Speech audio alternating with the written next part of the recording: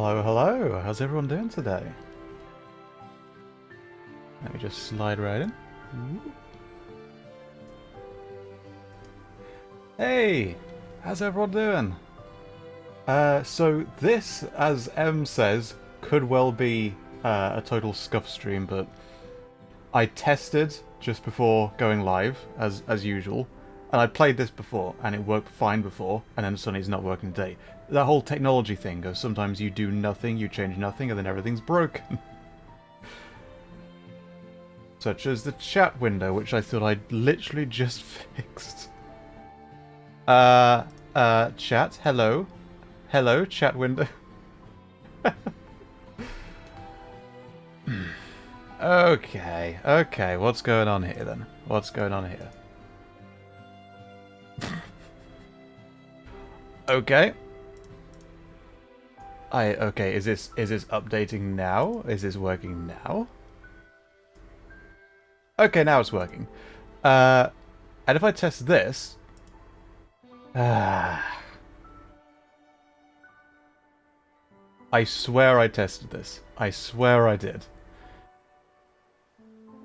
So, we might not get very far into the game if this continues. So, if we can't play the game, okay, I might just switch the model off if that helps. And failing that, we'll do something else if this game just... It's a fun game, but it's still in early access, and it's definitely unoptimized, and there is something that's draining resources on the computer. So we'll see how it goes. But whenever I tab out and I tab into the game, everything else frame rate wise just tanks. But I just tested it, and I tested recording, and it was running at 60. So I don't know what the difference is. So, hopefully this... An echo? I have an echo?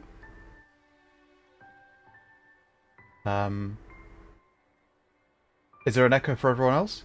Oh, YouTube has been very glitchy recently. Okay, if you have an echo, if you hear the voice playing twice... reloaded on your end, that's an issue with YouTube recently. That's a YouTube issue. Or headphones, maybe that. I've been getting that on YouTube videos a lot in the last few days. I don't know what's going on over there. Right, okay. We'll jump into the game, and we'll see how it goes. Boop. And if the frame rate just keeps tanking, bear with me right now. Because when the game was running, when it was in the game and not the menu, it was working fine. So maybe that's all we need to do. Maybe it's just the menu is buggy as heck. We'll start a new game. Started. Hello. Start. Oh my god! You have to press enter, not click. Where is the raccoon? There it is. Don't need tutorials. Tar enabled. Feral enabled. Play damage 1. Okay. Okay, hopefully it was just the menu is buggy as heck. It now looks like it's running at 60? Hopefully that keeps up. Oh, here we go.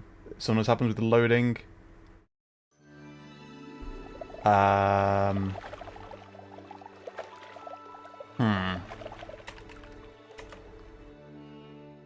I would read this dramatically, but I just want to rush through to see if this is playable. I tested this. I played this. It was working fine, and then it's all broken. This basically just ties in with the first game, but is very small. Went on a boat, got to a place. Don't worry about it. PowerPoint, yeah. Okay. Nope, we're still hemorrhaging frames. Oh no, that's better. Ah, is that better? How's this? Is this good? Is this about 60 on your end? My preview is still dropping a few, but that's a bit better. I'm seeing 60 frames. I'm seeing no further frames drop due to rendering lag, but there is definitely a bit of a slowdown. Hang on, I'll move. Yeah, that's not ideal. Hmm. I'm a professional. I swear I tested this. I'm a professional. I swear I tested this. And as soon as we start, it's all busted. Can I drop these? Can I drop any settings? I plummeted these settings from what I normally play with.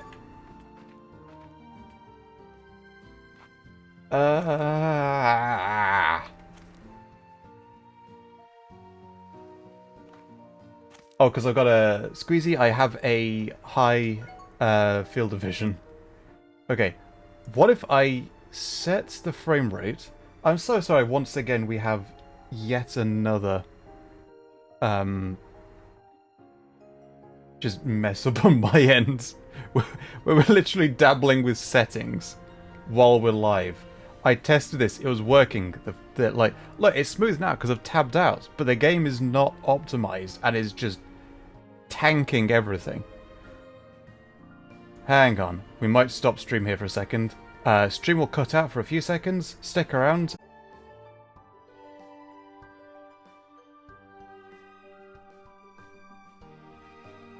Are we back?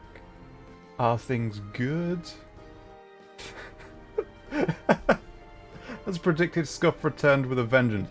I tested it! I did a test recording, it was working, we were good, we start streaming, and it's gone. Yeah, it's... Whenever I tab out, when I have something other than OBS focused, it just draws all the resources. I dropped the frame rate from 60 down to 30, and if anything, this looks worse.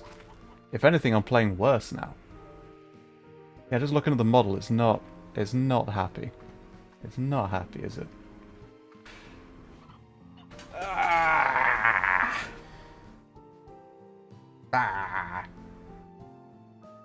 Okay. Okay, so option 1, we'll put this up to a vote. Option 1, we don't play the game, we'll just have a hangout and chat. This is supposed to be a chat out stream, we're supposed to just vibe and have fun, and yeah, here we are. Option 1, we turn this into a chat stream without any game playing. Option 2, how does this run if I turn off the model?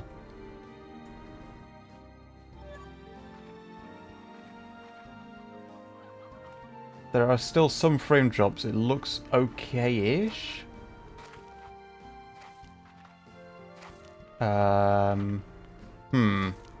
What are your thoughts, everyone?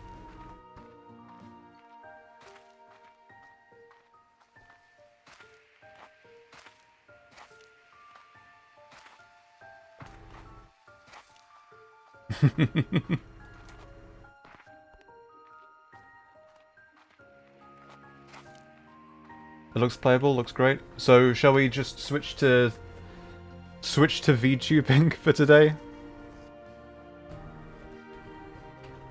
Like even compared to Slime Rancher 1, this game is noticeably unoptimized. And it's understandable. It's still a it's still in development. It's still in early dev. But I get a lot of frame drops even when I'm not streaming. Just in this particular game. Alright, I think, yeah, I'll start the stream again, switch it back to 60, and there's a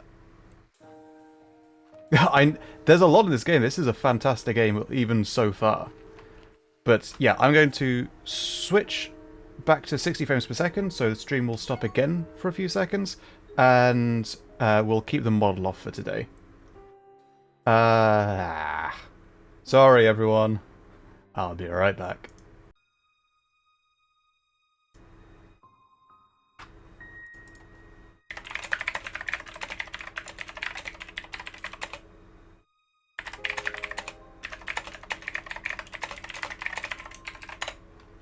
Okay, we should be back up again. We should now be running at 60 frames again. Hopefully this looks a little bit smoother than it did a few minutes ago. There's definitely some drops, but it's smooth enough, I think. Smooth enough, I think.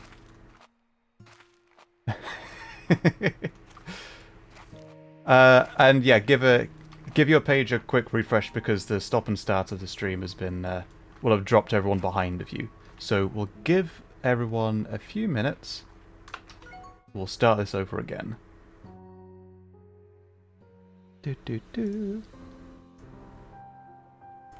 What I should also do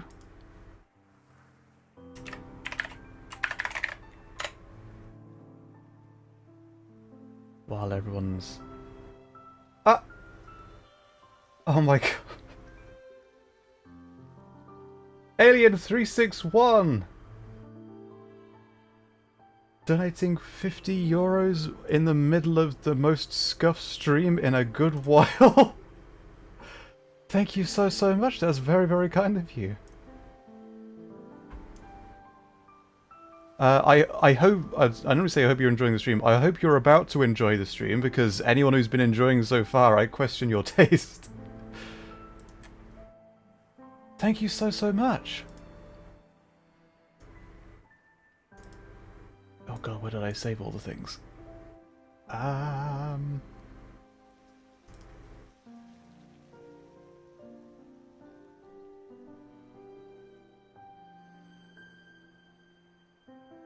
Give me a quick sec.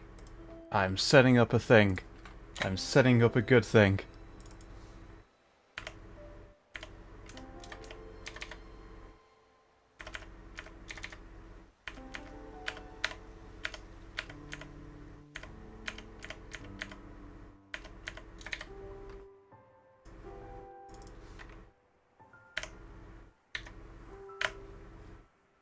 Okay, let's go with this. Hello! We're doing PNG tubing today because my computer is silly. There we go. It's not going to bounce up and down as I talk, but at least you can see it's blinking well me. Okay! Start again. Start again. Let's pretend the stream has only just started. Welcome everyone to the stream. Quality entertainment. And thank you so much to Alien 361 for the €50. Very, very kind of you. Welcome. We are playing Slime Rancher 2. We have just started. Nothing has gone wrong so far. Everything is groovy. Prism Paracosm, Eldritch Moth, Sparrowhawk, Bubble Tea, Hololight, Nezachu, Hey Alien, Echolalia, Glitch. How's everyone doing? Welcome. You saw nothing. This is all fine. Let's start over again. Yes. There we go. Tutorials disabled. No, you didn't, Nezachu. No, you didn't. Oh, I could turn the blinding lights off in front of me because it's not tracking anymore. There we go. After a long day of slime wrenching, Beatrix LeBeau was enjoying a cool glass of carrot juice as she watched the sun set across the slime sea. Suddenly, a boat arrived at her dock with nothing inside but a mysterious letter. You've explored the far, far range, from the dusty shores of the dry reef to the furthest reaches of the perilous glass desert. But there are worlds yet uncharted, Beatrix LeBeau. Rainbow Island awaits you. Climb aboard if you're ready for a new adventure. Kinda creepy, just boat turns up. There's a letter that says, get in. Beatrix excitedly boarded the boat, and it took her across the slime sea. Eventually, she saw an island unlike anything on the far, far range. Mountains, trees, and grasses, all in an array of colours that danced and moved like a dream.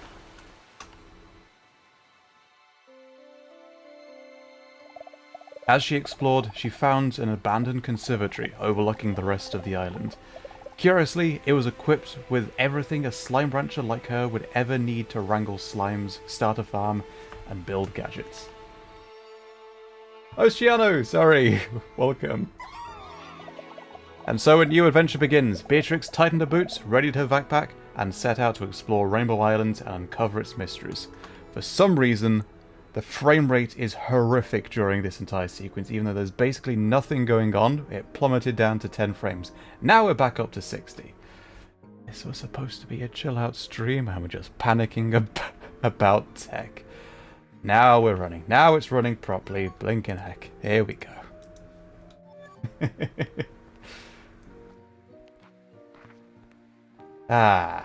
Hopefully everything is now looking reasonably fine on everyone else's end. And let us begin.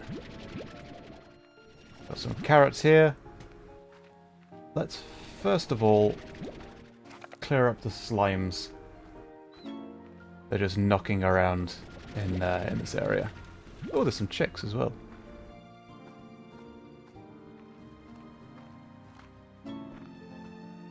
I can't wait to go over that way. Just walking through the grass down there is such an amazing experience the first time. It's just walking around. There we go. Oh, was that a chicken? It was. Maybe the cutscene was simply running over the proper game, perhaps. But it's a very unoptimized game, unfortunately. Okay. Let's set up a garden here for carrots. And we'll chuck the rest of the carrots in there. And we can set up a chicken coop. Brandy, welcome! I think I normally have the chicken coop here. Oh, not enough money. Alright. So, we'll just keep those in the backpack for now.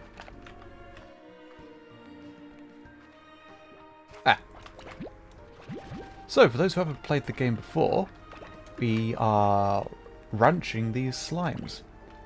You feed them, and you get these things, these plorts, and you can exchange those for money and all sorts of things. To basically expand the ranch. I have been well, cheers, Brandy. How's everyone doing? Hope everyone's day's been going well. I hope everyone's frame rates are high. The slime's always been so cute. I remember I used to try and get every tabby slime I could.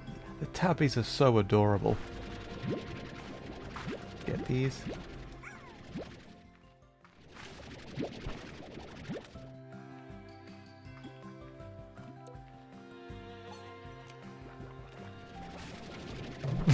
Pretty much Hollow Light.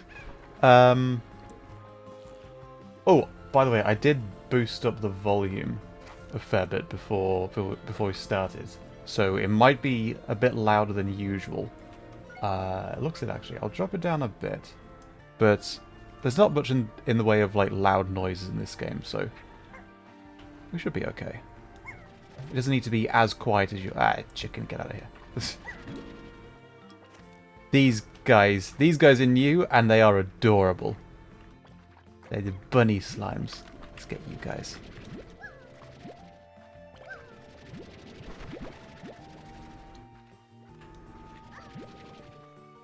Try to have a pet tar in its own pen. Oh, apparently they don't despawn if you get them on the #1 slime stand. So I think that's an option, but yeah. Bunny slimes, I know. Adorable but so vicious if you didn't feed them every 2.5. The raccoon slimes or the tanuki slimes in this one are voracious. I don't have enough money to start up another coup just yet.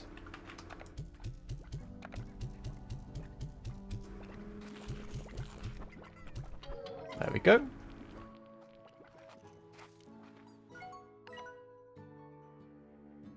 If I disable VSync, that looks a little bit smoother on my preview. Hopefully that helps a bit. Yeah, that looks a fair bit smoother. There might be some screen tearing, but the refresh rate on this screen is decent enough that hopefully not. Oh, I need to pick up the plorts, don't I?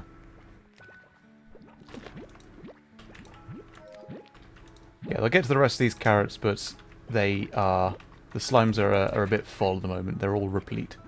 I'll get to them. If they make frog slimes, oh my gosh, that would be adorable. Field of view, sure. I do normally play at quite a high field of view. Let's go to 90. How does this feel?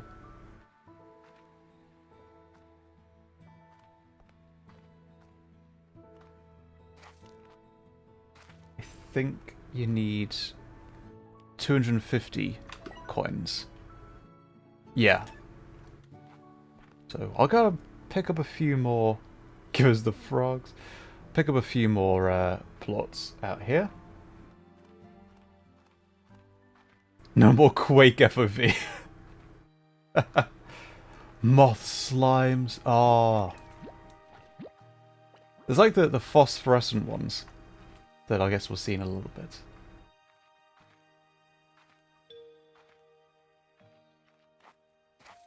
Oh yeah, I do whip the camera around a lot, so that's just what I'm like. Ah, here's the thing. If a slime eats a plort of a different slime type, they become these largos. And if you feed these guys, they'll produce a plort of both types. Oh. They're full. They're full. Don't want to know anything else to eat. Hello. These research drones are just adorable. Well, here we are again. I'm sending the drones out to all their original scouting locations. Once I confirm the conditions are the same, I'll get to work. This place. I still remember being in awe of these rainbow fields. It felt like being in a beautiful dream. And I guess in a way it was. Because it ended much too soon. These drones, there's like a degree of moroseness to them. It makes me wonder what was going on. Oh, these plants as well. I need to remember to like stop and colloquially smell the roses every now and then. Axolotl slimes. Ah. This starting area is just a lovely place to be. Aha! Pop! Here's our map. So this is the ranch that we were just in. Actually, can you see? No, you can't see my mouse.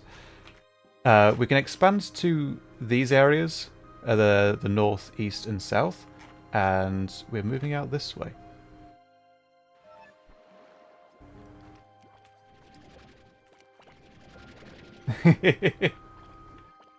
Tongues will call on my favourite animals till you already realise I'm bisexual. Well, if we started with frogs...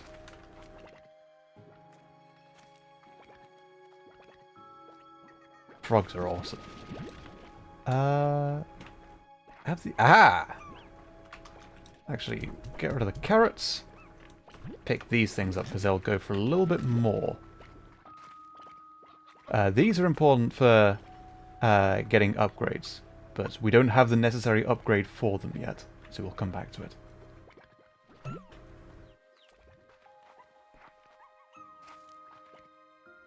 Oh, and of course, if you notice the chat just above my unmoving head is quite a bit far behind the actual live chat, you might want to refresh the screen. Just as a quick heads up. General rule of thumb, if the video is 10 seconds behind the live chat, you might want to refresh. Oh, we got run. I forgot about run.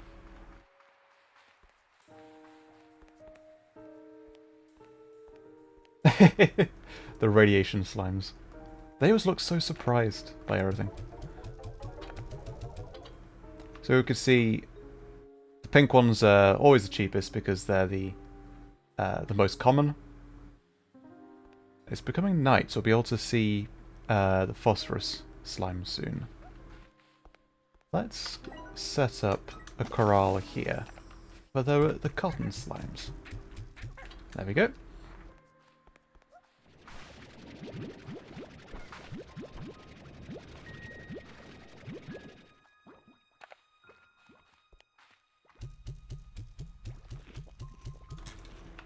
Chuck those in.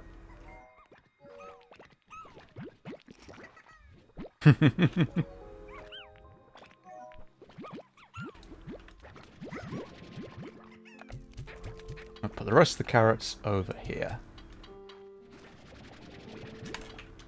There we go. About the latest Night Rancher. Rancher is capable of medical help, and Wounded Elf takes place in the same world. Are the two listeners the same? After all, Elf listener knows Ison. They're not the same listeners, but good question.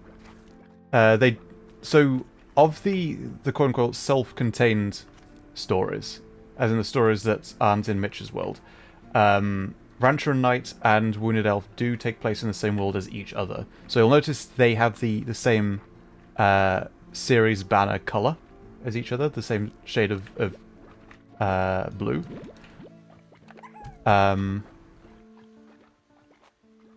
But no, it's different listeners. So the listener in Wounded Elf lives in Castlebridge, whereas the Rancher basically lives quite far away from towns. It is a good thought. Crystal plus radiation times Tiberium drugs, pretty much. Let's see if we can find a phosphor slime while it's night.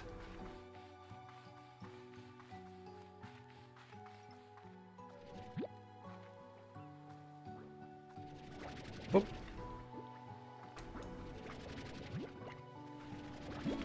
Water lettuce. Aha! Aha! Get rid of these. And get you. Thank you, Squeezy. I'm glad you enjoyed.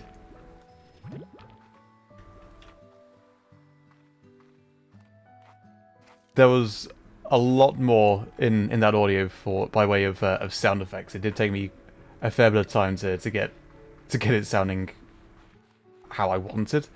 Because it's just simple things like a character moves from one room to another.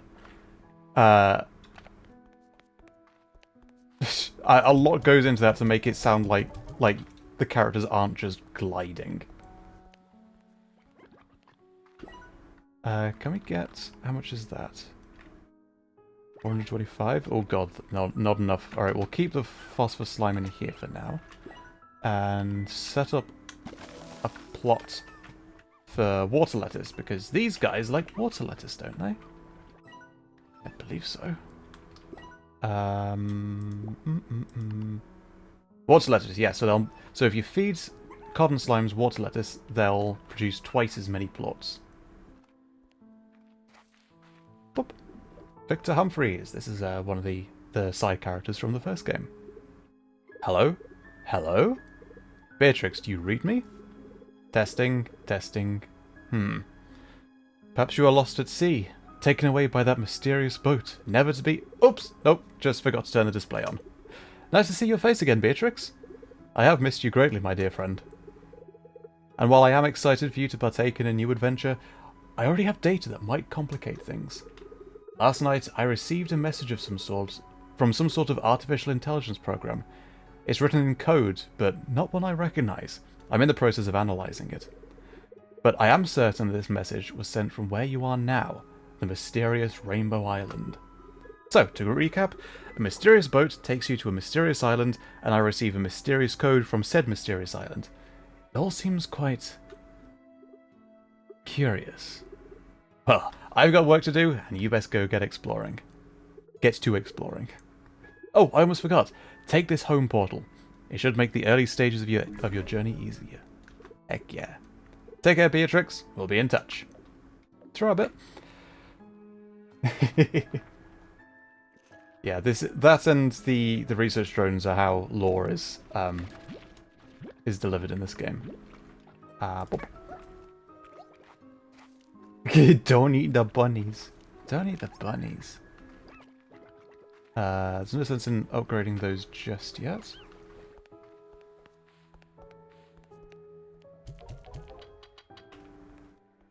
I have beef with Victor?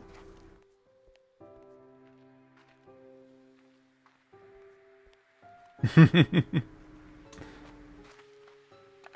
we'll chuck those guys out there. I don't think they despawn particularly quickly.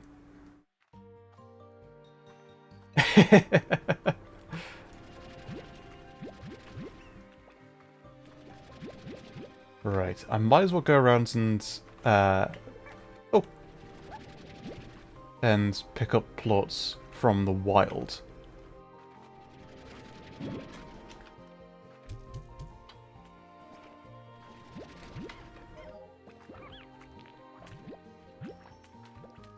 I think that's all of them there. Oh, they're trying to get that one carrot. You got it?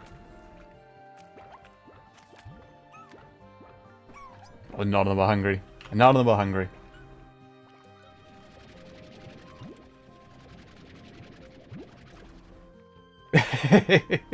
Just wanted to spite you? Aha!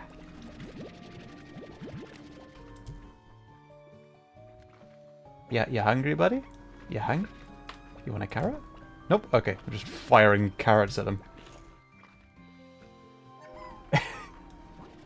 Her expressions are so adorable. Generally, the first time I've seen this game, looks cool. So it's a very fun game. Very cute game. It's nice to just jump in and just have a mess around.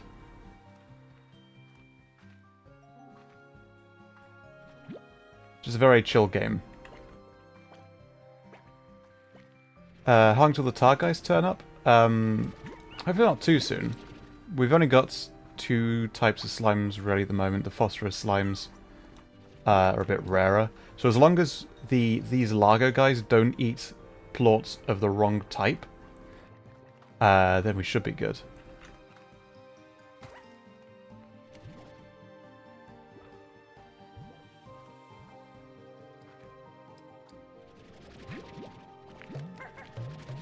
Oh, we reached the max number of ones that I can carry. These are the phosphor ones, like the blue ones. They vanish in sunlight, though. Okay, let's head back.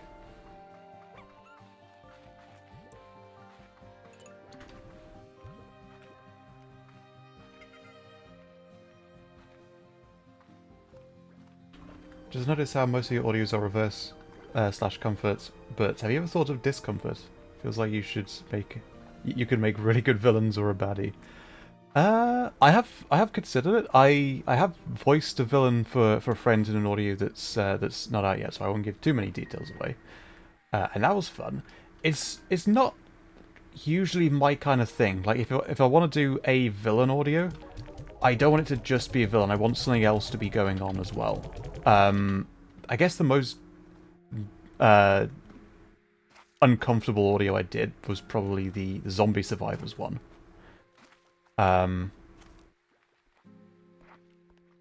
Which, like, unlike part 1 of Respawn, which that was all about setting up character. Rabbit jumped out. Come here. Boop. Zombie Survivors was all just about that story, that very grim story. I feel like I need a reason for it. I need something else to be going on other than just, here's a villain doing bad stuff. That's not really my kind of thing. The Blood Moon AU, it was, yeah. Ooh, where am I going? Oh, I'm going over here. Because if I can get the solar shield up, there we go. I can chuck these guys in. Now we don't want too many. 1, 2, 3, 4, 5, 6, 7. Perfect. Hey. Hey. There we go. So we'll need a roof on that.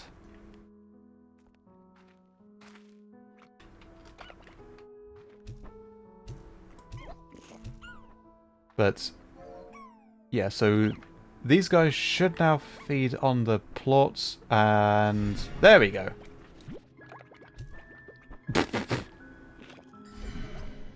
That means I'll give off twice as many plots.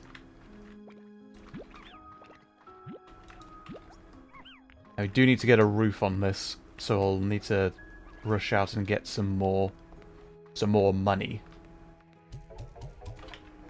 And these guys can go free. Are you from? Ah, okay. Yeah, I'm gonna rush and get the get as many plots as I can.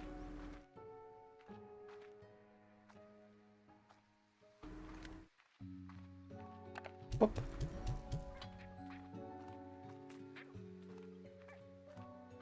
Marco was in the Blood Moon AU, correct? Want to curl up on Snorlax's belly and fall asleep. The music is very lovely in this game. Something else to help drive the story other than straight up look at the evil thing, but pretty much, yeah. I feel like there needs, like, this is just my writing style. I'm not talking about other people's writing style at all, but I feel like there has to be more going on than just this is the character, because I do have stories. Well, not really stories. I've got characters that I want to get to, but I need some scenario to put them in other than just here is the character talking and doing their thing, because it feels a little bit bland. Like there's not much else going on. And there just needs to be a bit more going on than the starting point. Because you start with a character. You start with, so this is the character you want to make a story about, but then it makes sense to then have a story after that. If that makes much sense. But like with a villain audio, I understand that the draw is here is a villain being bad to the listener. Ooh, there's a tar. Hang on. Hold that thought. Don't even know where it is.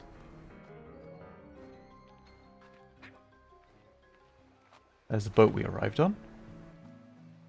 Oh.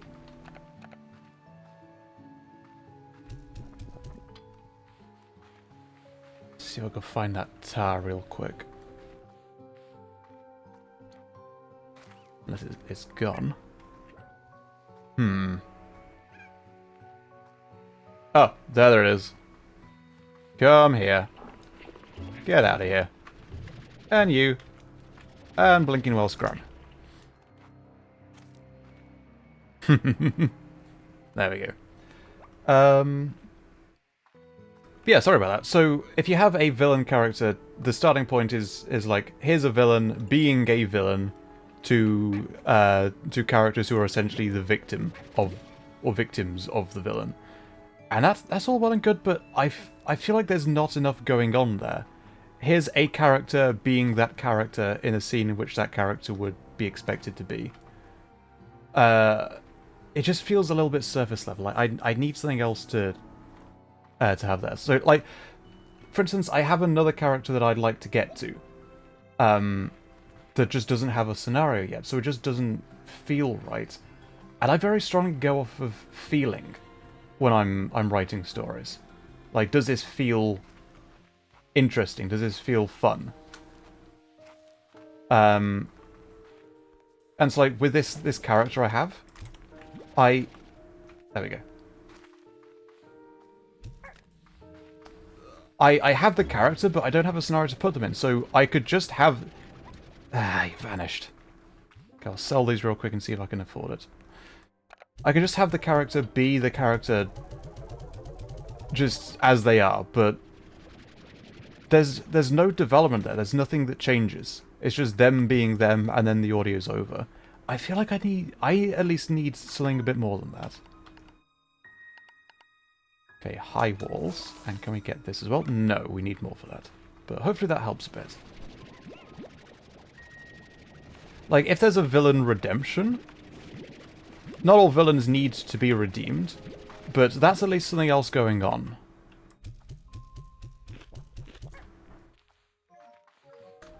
Let's chuck those in.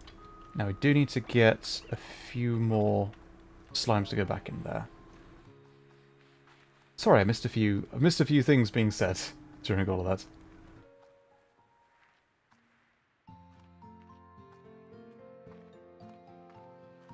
How does the favourite food system work with Lagos everywhere? I think they produce like 4 plots, like 2 of each type with the favourite foods. Might be like that. I might be wrong. Plot where the villain actually has a point. That's a neat idea, yeah. I like villains that they're still villains. They're not there to be likable, but they do have a point. It's not just black and white morality. Because then there's a lot more going on there. Even if this person is clearly in the wrong, it's still interesting when they have a point regardless. Let's get you guys. Because then it feels like there is a conversation to be had. It's not just, these guys are correct, these guys are incorrect, fight about it. That can be used, there's nothing particularly wrong with that. Look at these guys. But there are instances where story things work, and sometimes when they don't. Like, an irredeemable villain, I don't think is an interesting character. That doesn't mean you shouldn't ever do them. An irredeemable villain is a great foil for a hero or whatever, if they're a good match for them. Like a villain that you know will never be redeemed, will never change their mind. There'll never be a redemption for this character. Take, for instance, from Dragon Ball, Frieza. Frieza's never going to change. But Frieza is a great villain because he drives the conflict with Goku, who's a lot more interesting.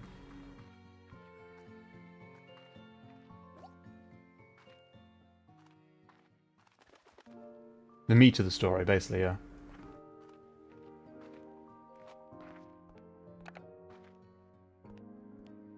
There's just 4 billion friend confesses to you role plays as a result. So I feel like a story like that, if it feels interesting enough to be in the moment, if you can imagine yourself in that scenario, it might be worth doing still. By yourself, even if there's not too much there, even if it's been done to death. I probably wouldn't do a story of the same kind more than once. Because I like moving on and trying something different. But it's okay to do a similar or the same scenario as that has been done before. And net. Okay, so these guys should now be safe. Cool. Alex, welcome!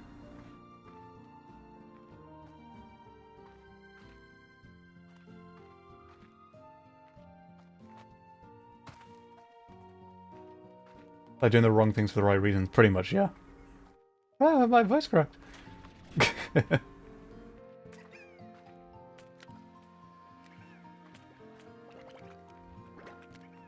Add all the carrots.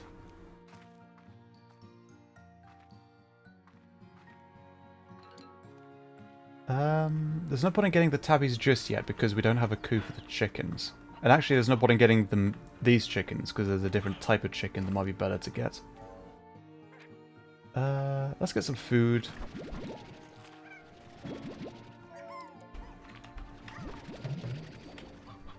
Boop.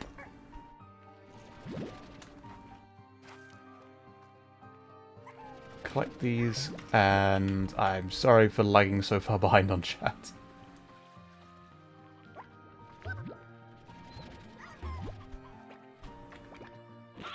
Okay.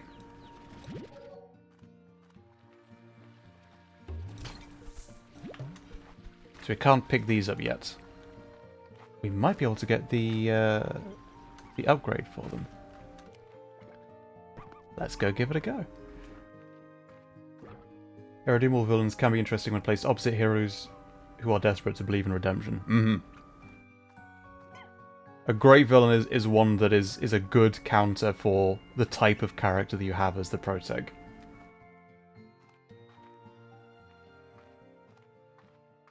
I'm a sucker for confession audios. Yeah. They can be fun. And again, like, you can do your own spin on them. It doesn't matter that they've been done to death.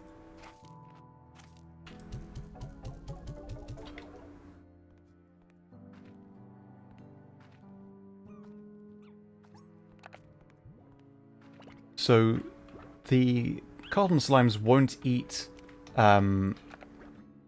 fruit, they only eat veg. But the phosphorus slimes will. And I think this is their favourite. Not you, other way. There we go. Aha! So if it is the favourite, then they will have... they will produce 4.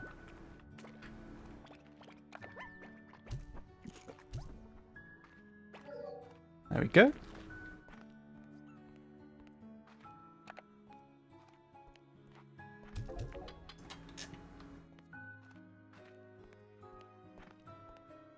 And mine goes D Grey Hollow. Noah or X? I'm not familiar, sorry.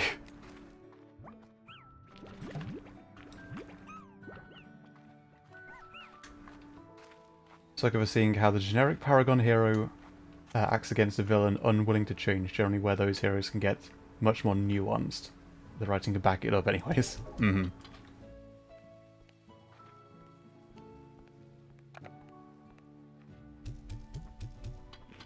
Oh, you guys are going to escape. Let's not do that, shall we?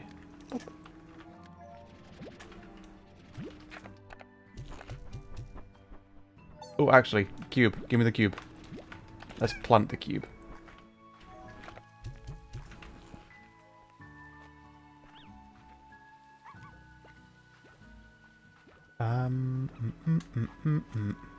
Let's plant it here.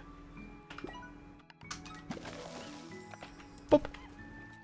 So just got an extra food source for now.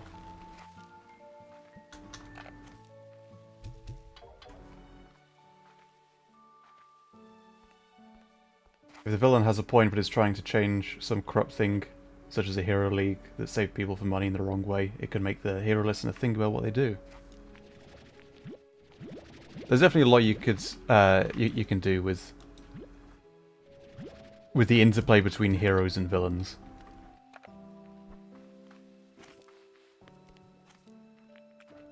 Ah, also. Yeah, I had considered a villain audio before, but like it's more so what's interesting about superhero supervillain audios is this is a world in which people have superpowers.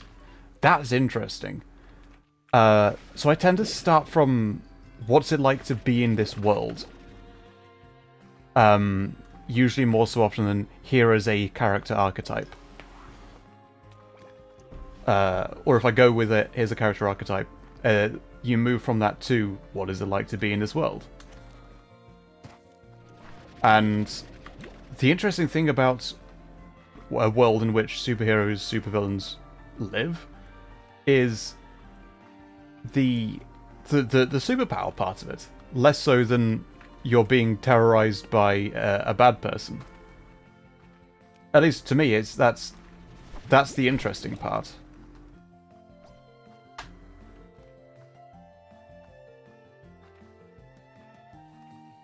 Villains more compelling than heroes because they're the only ones actually trying to change the status quo. Heroes only ever fight individuals, not systems. There are a lot of villain types, like bad guy types, that are way more interesting, way more compelling, very much for that reason. I was so in over my head when I first started here. I remember hauling Jellystone back to the conservatory by hand because I was so excited. Breathless and sweating, I was going about everything all wrong. But I was happy.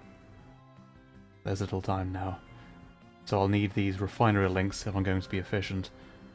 This time, I'm going to do it right. You cheery little fella, aren't you? Hello!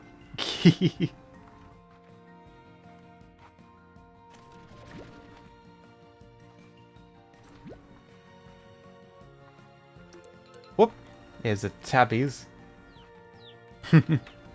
These are... no, just regular chickadoos.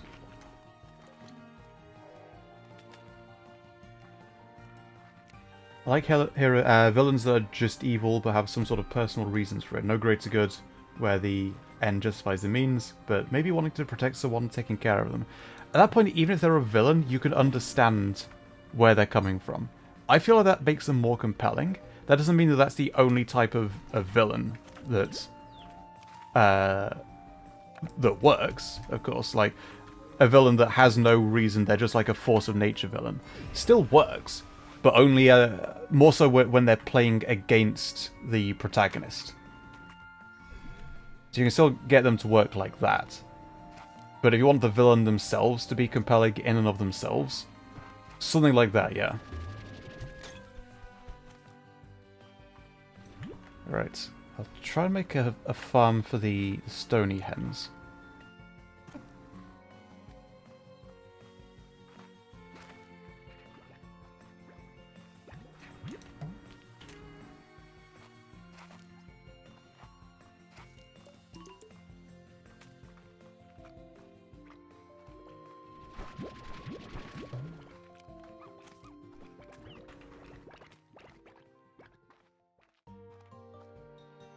Heroes fight symptoms instead of the disease, never actually supporting change, and it makes superhero stories super frustrating to me, to be honest. I do like when the hero does actually try to do genuine good rather than the bog standard 2-dimensional hero punches bad guys. Because yeah, there's not too much going on there. I like when there's more going on beneath the surface.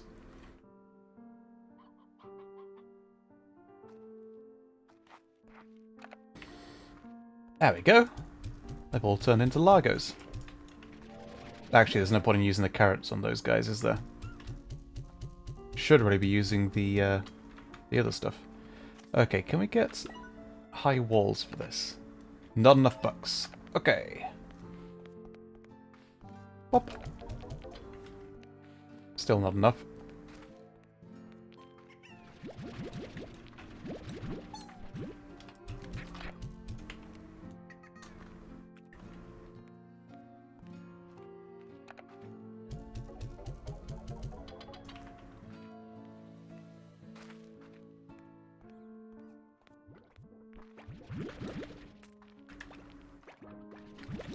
Force of nature villain, yeah. I kind of feel like what makes characters interesting is how they change, how they react to the world. That doesn't mean all characters need that. Sometimes a good villain is just a foil for someone else to change. And that's fine.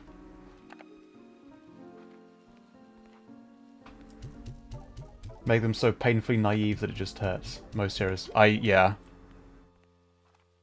When stuff like that is so cliche that it's not enjoyable, it's just predictable and overdone and annoying more so than anything. Yeah. Yeah.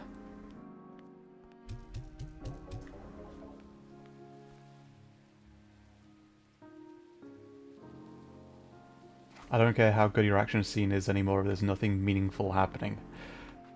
Exactly. A good action scene has more going on than just the surface level conflict.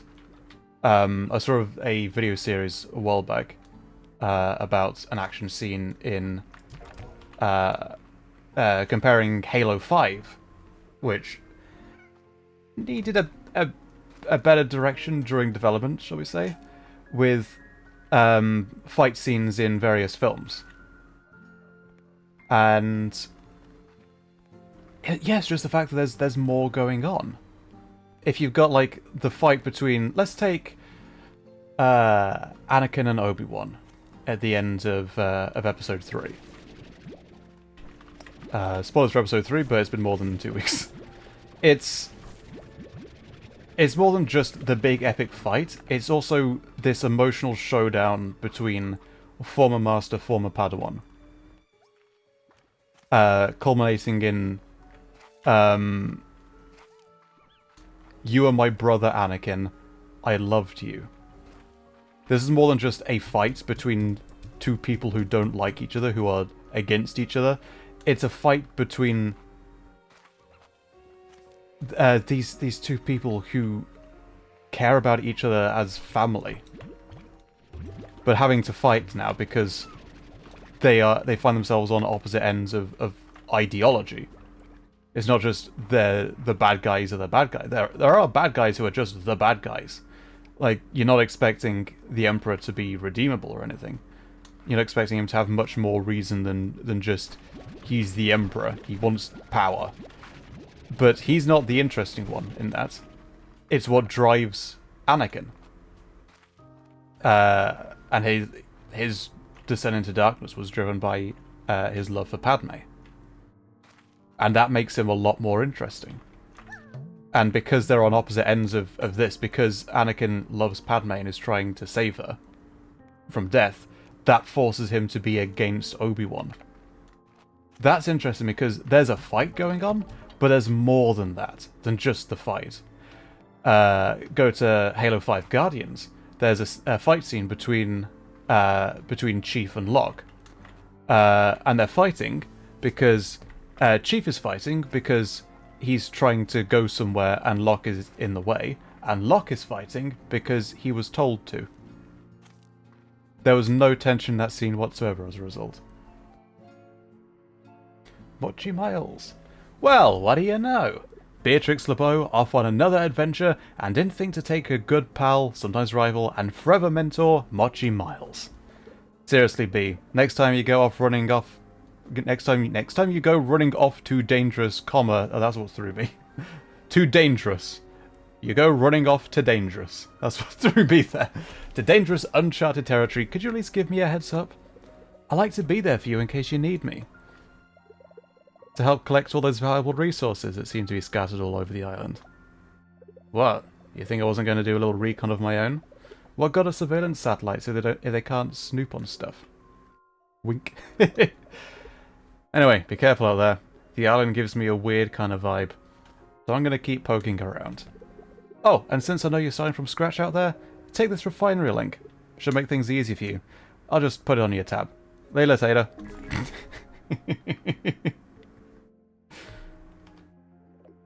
Very handy. Let's go check out underground so we can see what materials are needed for both of those. Because those are both very useful things. Halo 5 was very goofy, yeah.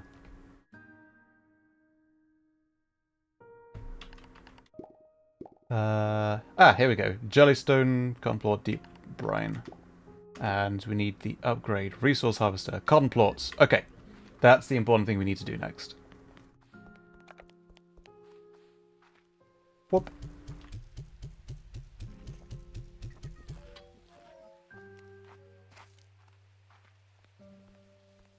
He says, I hate you after that, but I never thought he meant it. I kind of feel like he did, but he's not really Anakin at that point anymore. Anakin is dead. From a certain point of view. I long for Slime Rancher multiplayer. That would be amazing, yeah. A lot of work still needs to be done on this game, as we saw at the start of this stream, where it was just scuff. But absolutely, that would be fantastic down the line.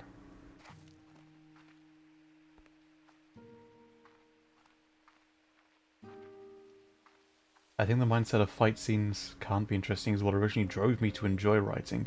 You can absolutely infuse a great story into the conflict. Strongly agree.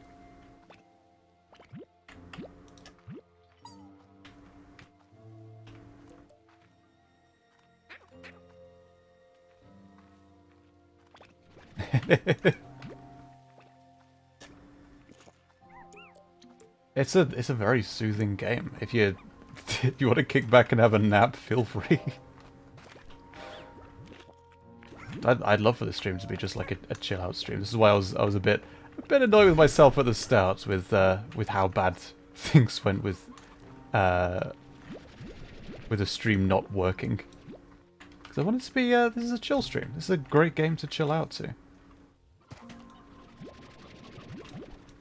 Just pick up plots while we're down here.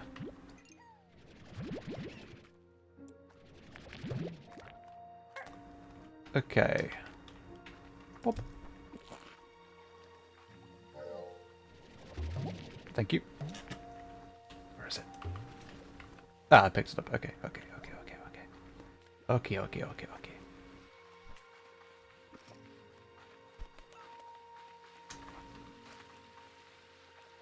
Yu-Gi-Oh! Is actually one of my favourite examples of a story infused with a fight, as that's just the card game itself is used as, and thus the flow matches whatever conflict the characters have. That's a good point.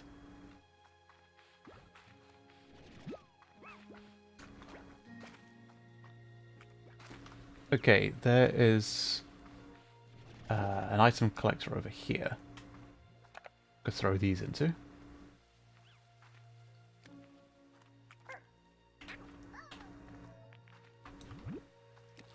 Sometimes I just run through this area so much, and I should sometimes just take a minute, just take it all in.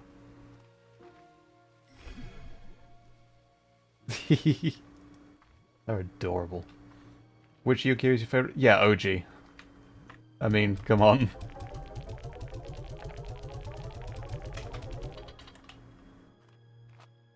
Ah, get the tappy ones. Pop.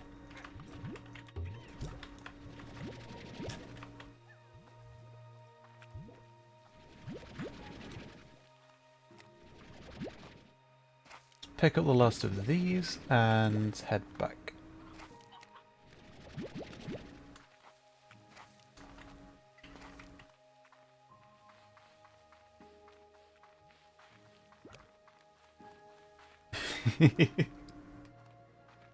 Bubble? No. Whoop. That was a tar for a sec.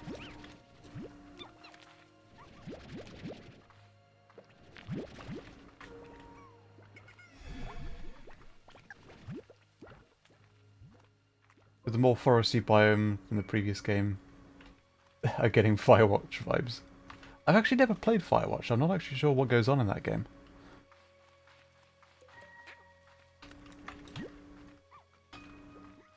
Let's head back and get the resource collector.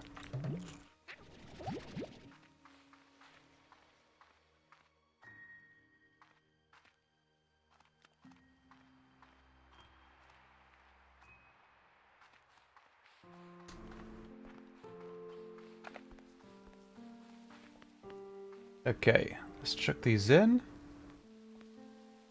Wait. Okay, let's keep the tabby ones for now.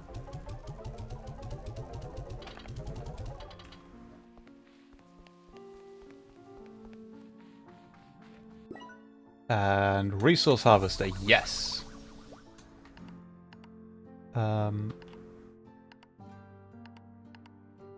Tank booster. Okay, we need more tabby plots for that. So, we need a corral set up for tabbies, and farming hens is a bit annoying, I think. So I think what we'll do instead...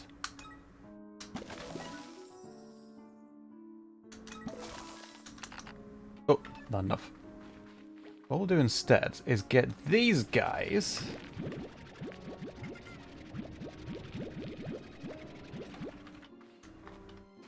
We don't need all of them. Let's go with 7, I think is a good number.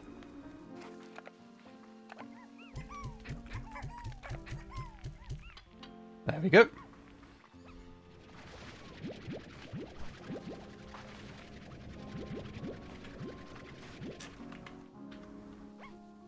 Oh gosh, there's a lot. There's a lot down here. Ooh. Very good. Boop. And a boop. Don't need that.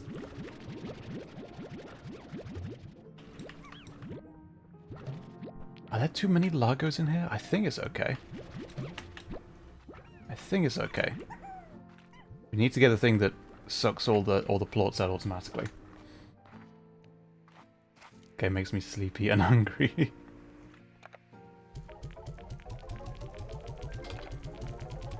Take care, Alex. Thanks for dropping by.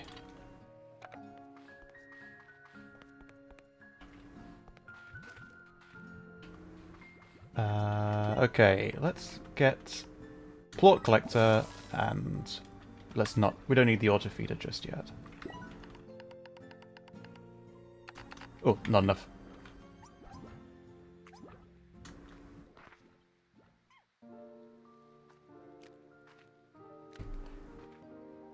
Have you ever tried raising chickens IRL? Effervescent. When I first watched a playthrough of Firewatch, I thought it was going to be a horror game. It looked like it would be, yeah. I see where you're coming from. I mean, it's cool that it wasn't. But as far as I understand, it's like a chill walking sim.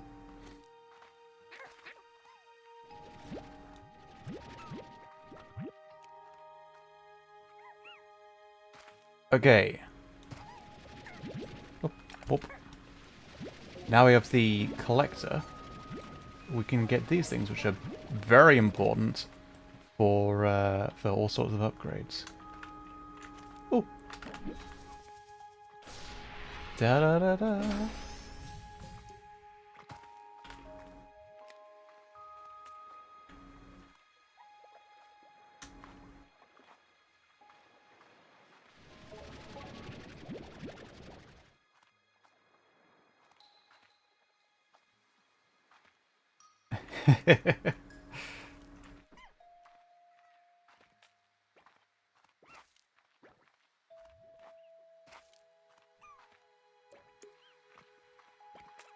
Came for scares, got tears instead.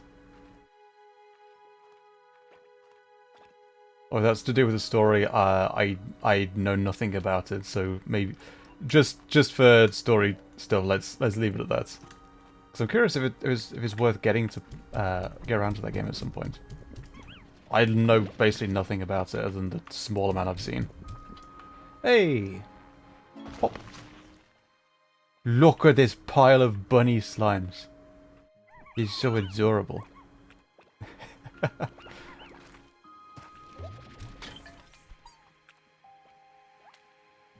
Pop.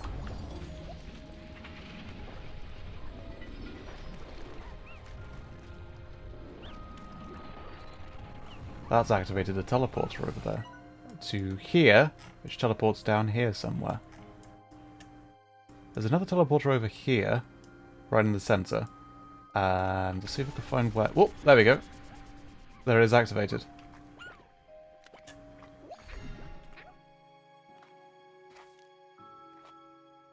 A pet chicken called Chihiro. She was the color of warm brown sugar toast and she was fat. Oh.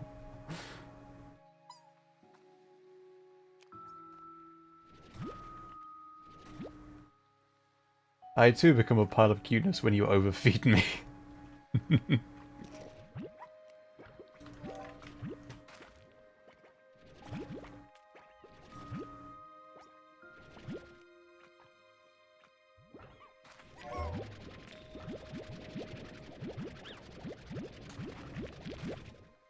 There we go.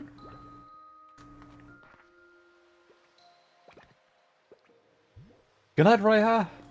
Thanks for dropping by. Hope you have a good evening.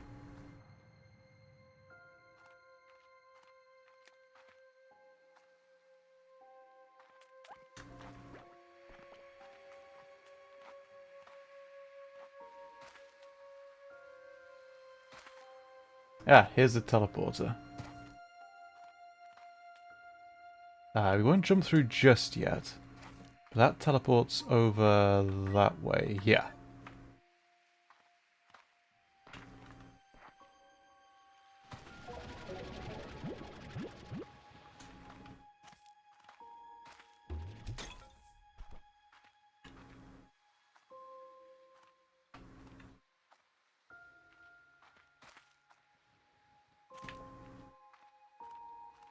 Oop. Oop. Med station. I don't think I've ever actually used those.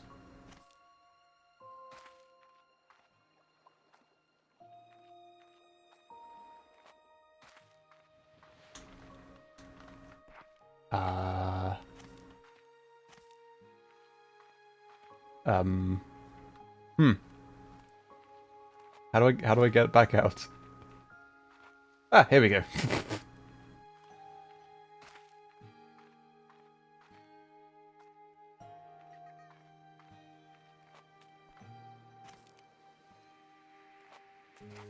Jellystone. There it is.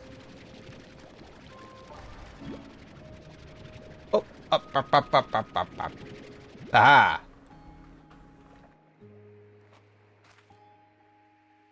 You broke flower pots. I'm used to Zelda, what can I say?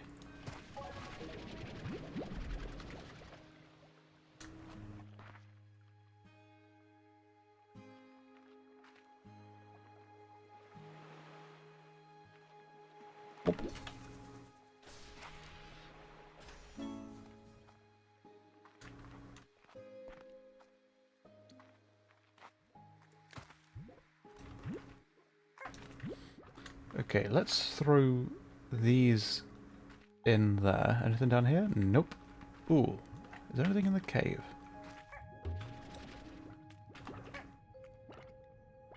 Ah.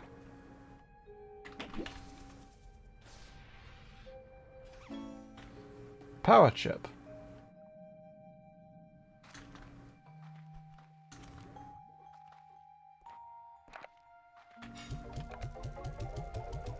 Squishmallows. We'll sell the plots for now, because we're still very low on money, on income.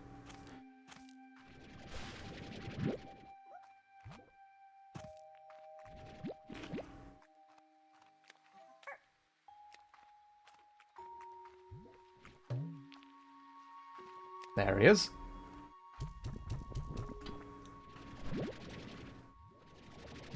Caught it.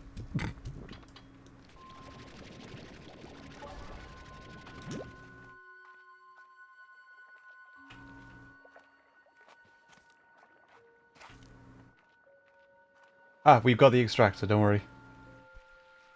We'll need more for all sorts of other things, but just for now, we'll sell the plots that we have for now.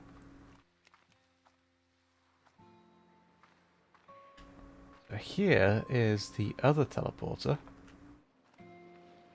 which takes us in that direction, over to this landmass.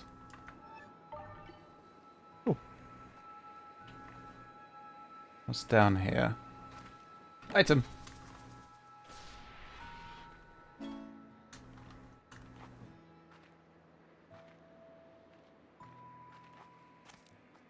What's exploding over there? It's just like glint from the roof of the conservatory.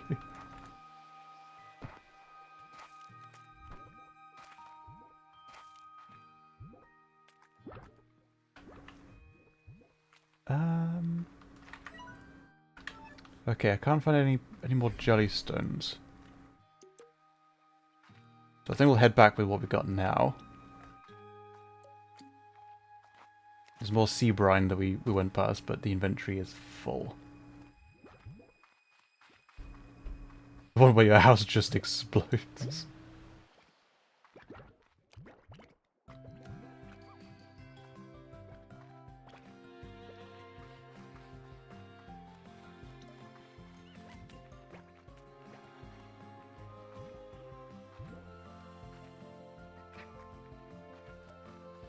I swear I must have run past some jellystone. Ah, we'll see. Oh my god, boba tea. I tried boba tea for the first time a few months ago when I was in the States, and it's so good. I miss it. Oh, not those. Not selling those.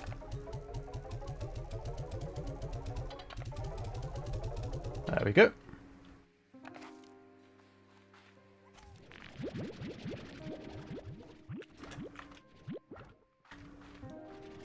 Now, by having these guys be Largos, I can basically feed them anything because the pink slimes will eat anything. Whereas the tabby slimes only eat meat. This means I can feed these guys carrots to get tabby slimes.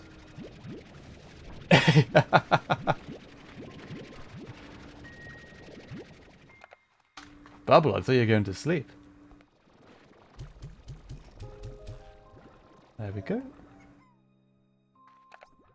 These guys haven't eaten anything. We'll add in the collector. Yep.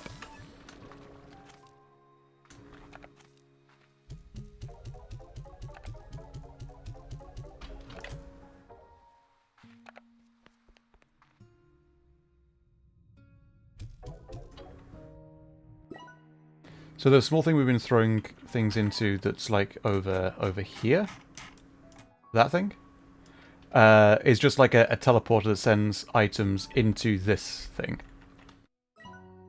And this is a refinery that's uses those materials to make things in here.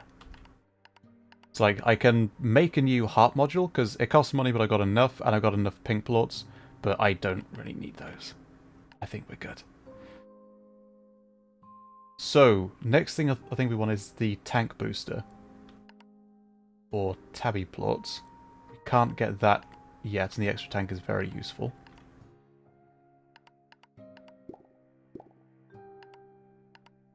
Cotton plot, jellystone. Okay. Summoned the bubble.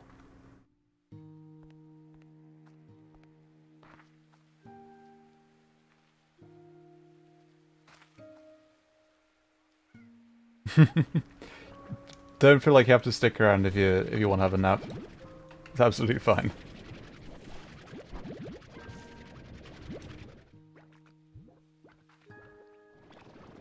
Okay, can we get a...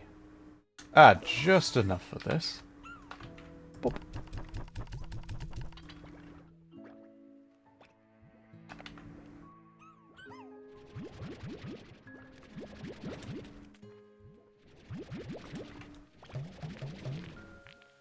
Okay, never mind. There we go.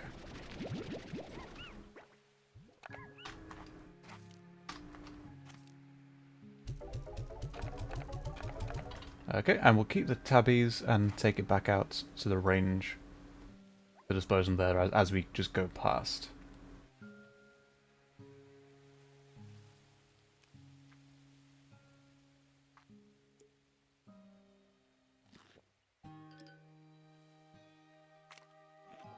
What's that? Is that a tree up there? Looked like it was something else. I couldn't tell what it was. Oh, it's just a tree. This is rendering weirdly from the distance.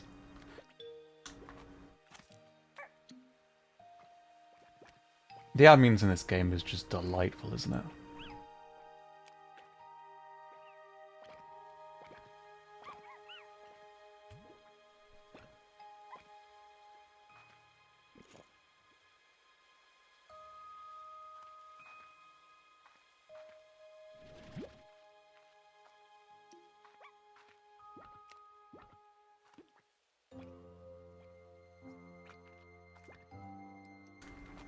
There's some jellystone down here. Ideal.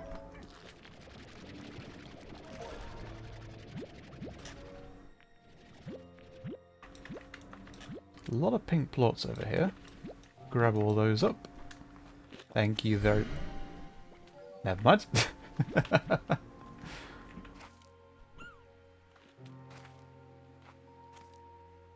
Lovely.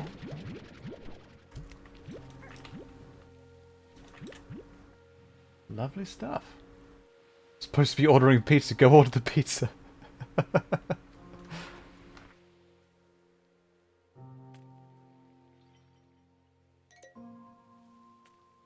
Let's see if we get any more jellystone or tabby plots while we're still out. We'll pick these up and just put them in the collector if we need. The refinery link, whatever it's called.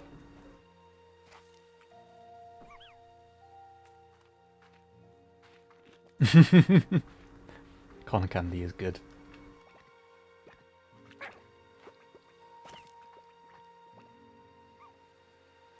Do you think the slimes would be scented, or would they be odor? I think they would smell like pets. You ever sniffed a pet? The smell of puppies. I think that's what slimes smell like.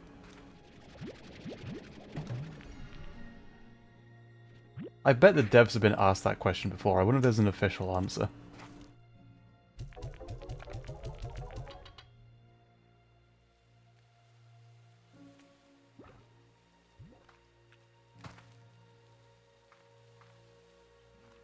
The puppy smell.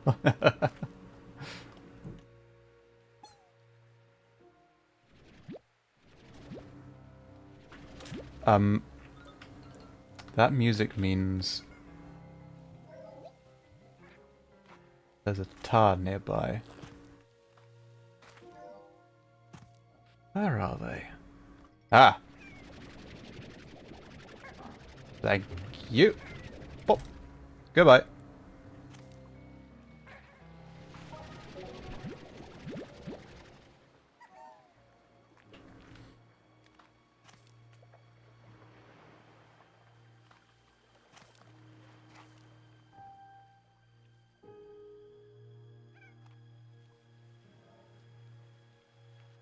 Pop. Okay, we'll drop these off. Ah! There's a few more in here. Ah, that was it.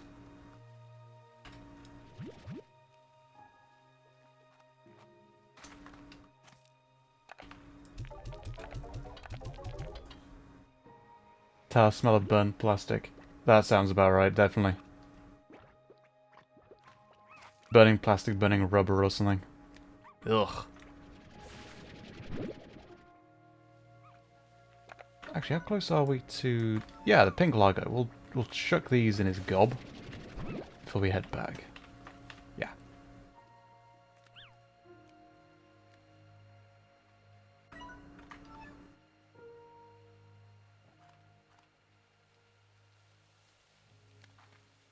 Burnt fly. Ugh. Ah! Caught him.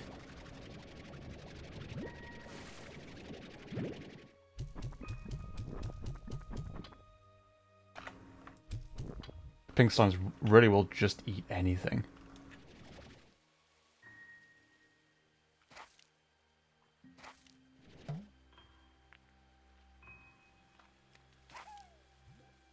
I've got a big old boogie over here. What are they after?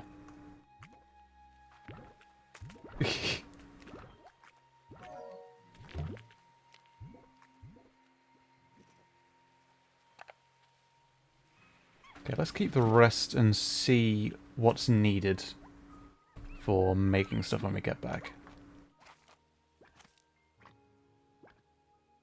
See what we can sell and what we can afford to just to turn into other materials. What is these? Oh! Phosphor plots. Fantastic.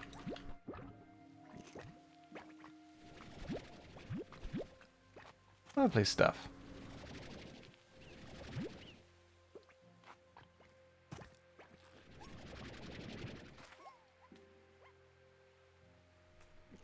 Oh, can't quite pick it up. What we can do is go to the oh, there's nothing over there. We can backtrack this way. And we'll put the tabby plots in. And that'll give us enough room to pick up the jellystone. Let's not, shall we? Pop.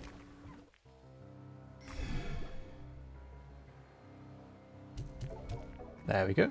Actually, we'll throw these in as well. They're useful. There is no fall damage. Which is quite nice.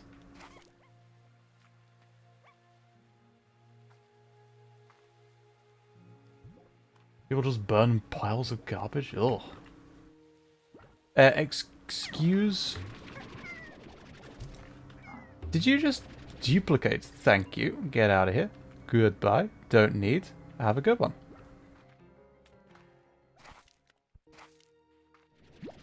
That's better. And that's what we need.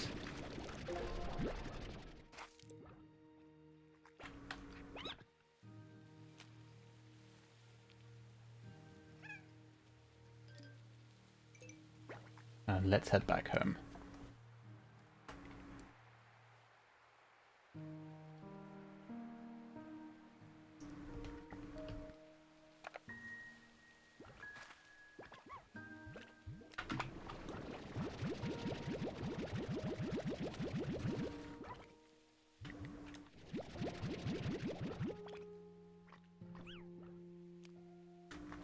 Okay, what do we need? We've got enough to upgrade the vacuum thing. Oh no, we need more money for that. Okay, do we have enough for the teleporter? We need more jellystone. We are lacking one jellystone.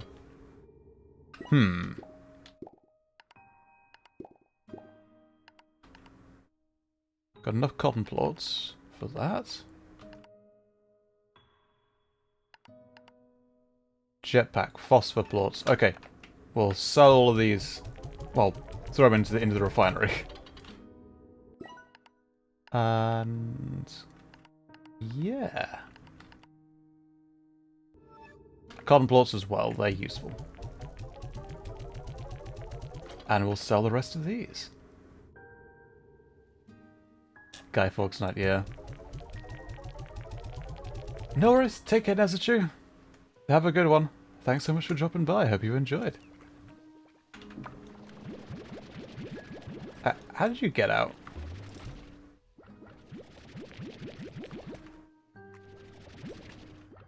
Excuse?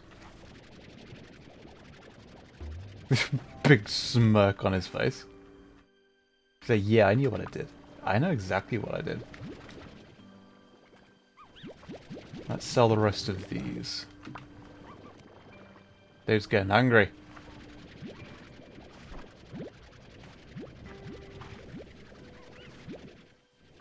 We should save up for expanding the farms. How many of these guys do we have?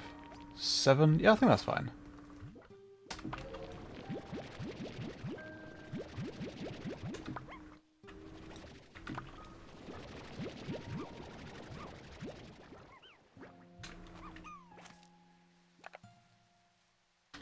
Cats always find a way to escape, yep.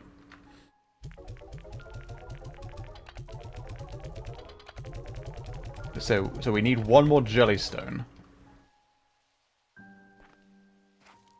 We'll go back out and get one of those first. Do we have enough to upgrade these farms while I'm here?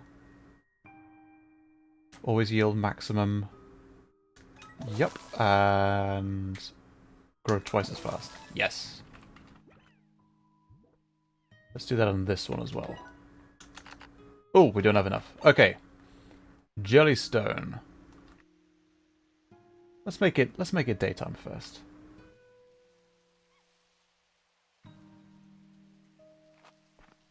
Big smokes, yep. Sleep until morning. Look at it with a morning tea or coffee, whatever it is.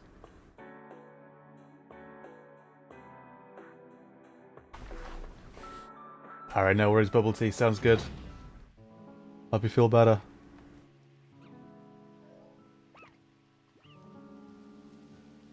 You have a good one, mate. Thanks so much for dropping by.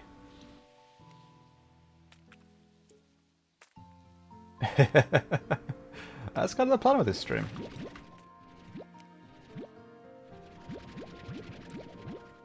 Just chill, hang out, and yeah, you need to sleep, go have a sleep.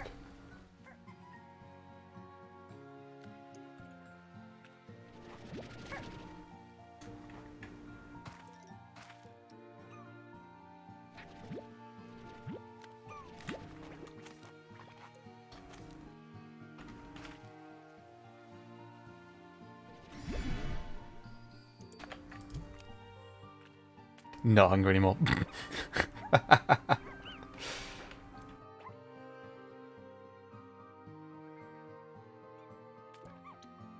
Aha! That's what we're after.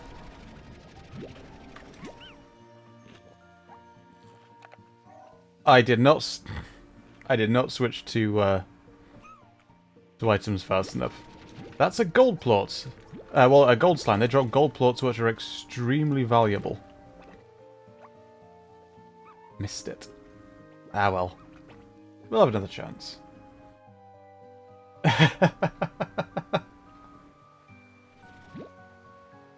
Well, I appreciate the stream somewhat got back on track after the very scuffed start. Oh, I should have thrown these in while I was walking past.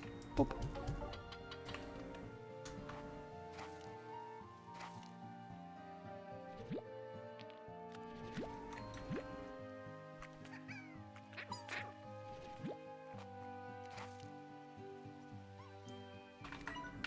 This way.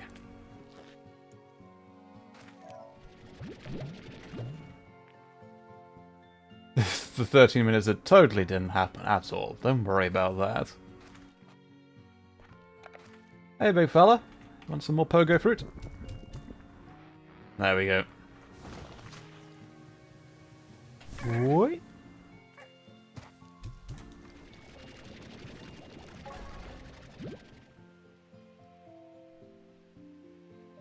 Boop.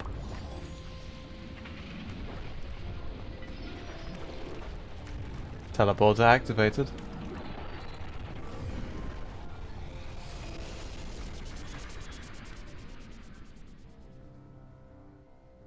Oh my gosh. Get out of here. And you. Lincoln Scram. I told you once. I'll tell you again. There we go. Alright, you can chill out now. All is well. All is well again.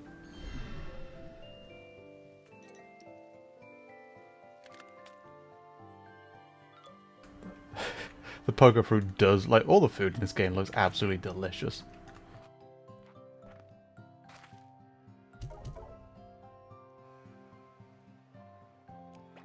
Okay, let's check what we need for the teleporter as well, because it's handy to have a teleporter over there just to get back to base even quicker.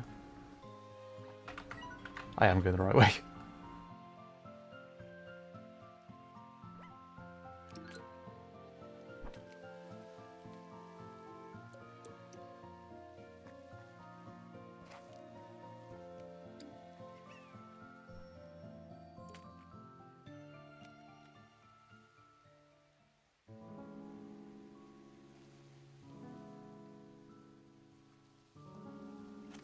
Okay. Right, let's throw these in first. No, let's see what's needed for upgrades first. It tastes like Play-Doh. Ooh. Not ideal. Just need more money for that. Need more money for that. And what does this need? Oh, we can buy this. Let's get that. That's handy to have. Still just need more money, and we need something else for the jetpack. I can't remember what it is.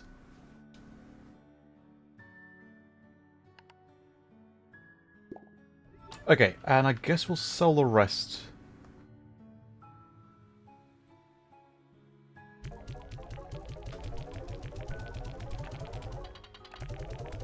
There we are. Tasted great as a kid? What?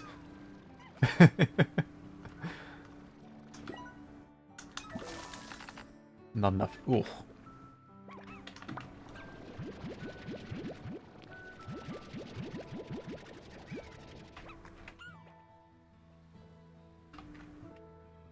They haven't dropped anything. Okay. Okay. Maybe it's Brandy.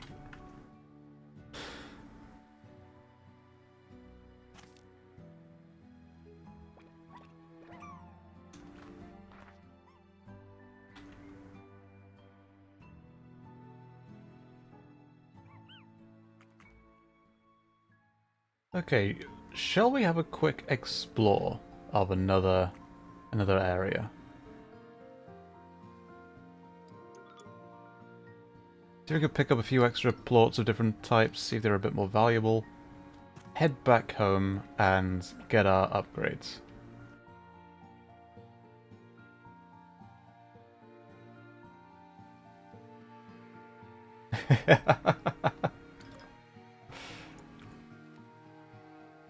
Oh, pop.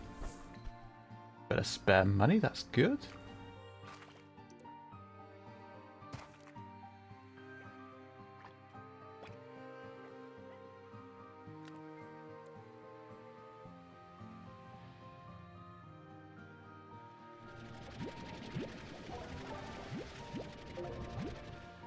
Okay, we'll throw those in the thing just behind us before we go through. I think there was another one here, was there? Where was it? There it was. Yeah, we don't have the jetpack yet. We need one other type of material, and I forget what it is, because it doesn't say just yet.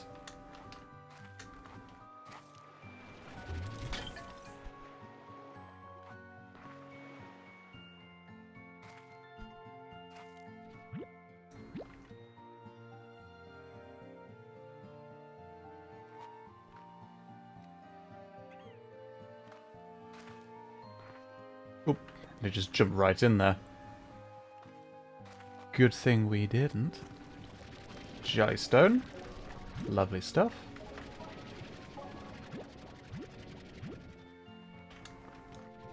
I do feel like this game has a way better upgrade system than the first one. The progress in this game feels a lot more satisfying. It feels like a lot more thought went into it. Like the first game, understandably, was the first attempt at this game, so the developers were figuring it out as they went along, and you could tell that the later content was better made than the earliest stuff. And that's entirely understandable. It takes a while to make. Whereas this game is coming off of the back of knowing how the game was, like, how best to set it up from what they learned with the first game. And the progress from the start to everything else that's in the game so far was handled a lot better this time around. And not that it was done badly at all the first time. I don't mean to disparage at all, it's just I really appreciate the way that this game has been built. Really good stuff. Like even like harvesting materials like we've been doing, rather than setting up drills, which felt like a mid-game thing that you didn't have access to until quite late in the first game. Being able to harvest jellystone and brine the way that you do in this game is a far better way of doing things. Actually, is there anything else we could pick up before we go past? No.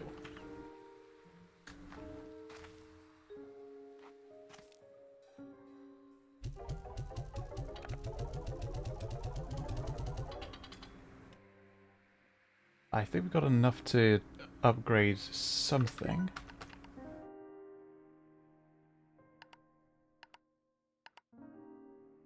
Tank booster is definitely the most useful.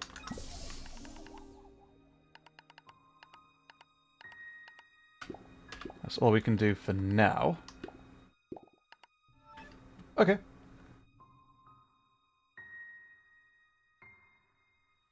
Just obviously done by a smaller team for a small scale project with less experience behind it. Yeah, exactly. That's a great way of putting it.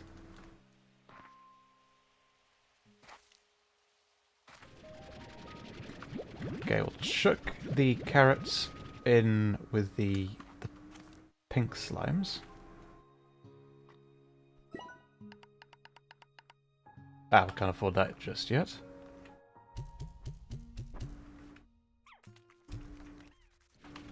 And these in with the phosphorus slimes, because they like these.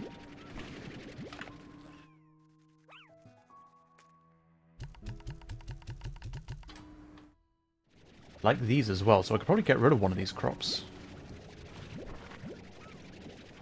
I'd probably get rid of the water lettuce of the two, because they're slightly awkward to harvest more so than trees are.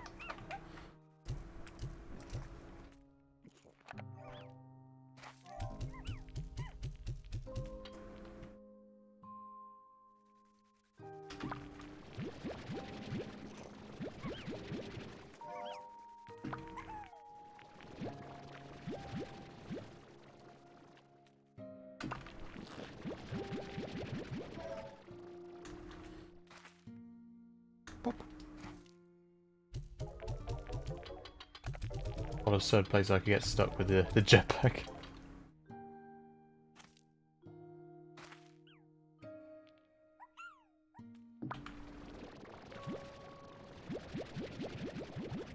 There we go then, we can upgrade some stuff now. Those guys are okay. Let's set the sprinkler on here. There we are.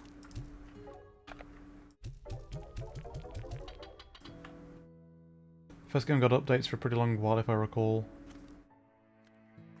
I believe so. I'm not sure exactly the time frame, but that's my understanding.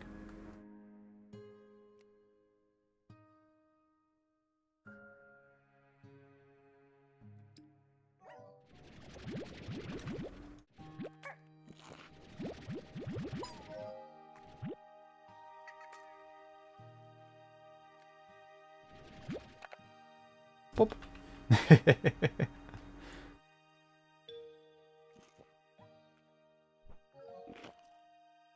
Beautiful ambience in this game. My goodness.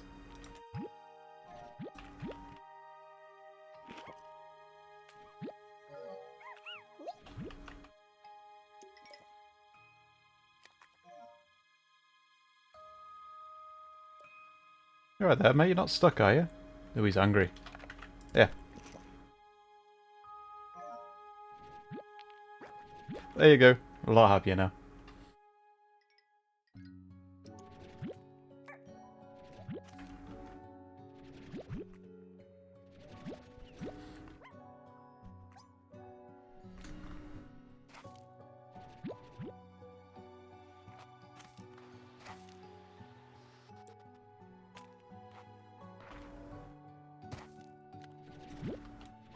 This is a lot better. We can carry more than 20 items now.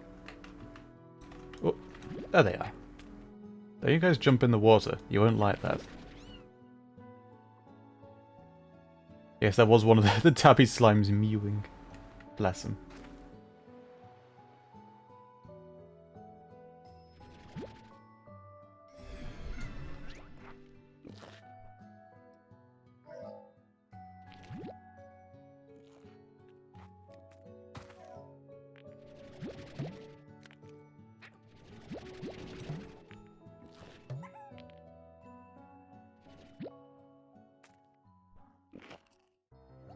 Oh.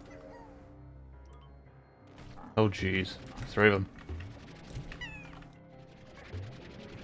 Get out of here. Goodbye. I think that's got him.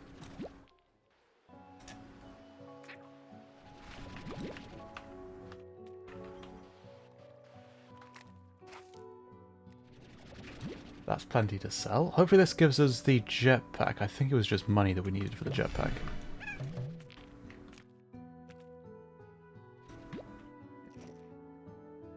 Look at this guy.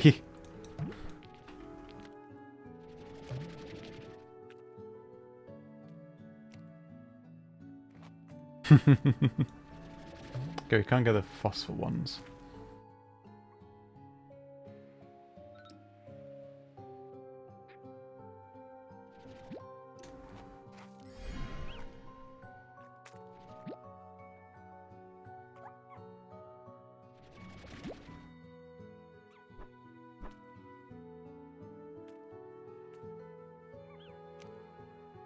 Yeah, I mean, I don't have the stats at all, so I can't really say with any degree of certainty, Squeezy, but it certainly makes sense. I mean, there's something about the audio role plays that is just nice.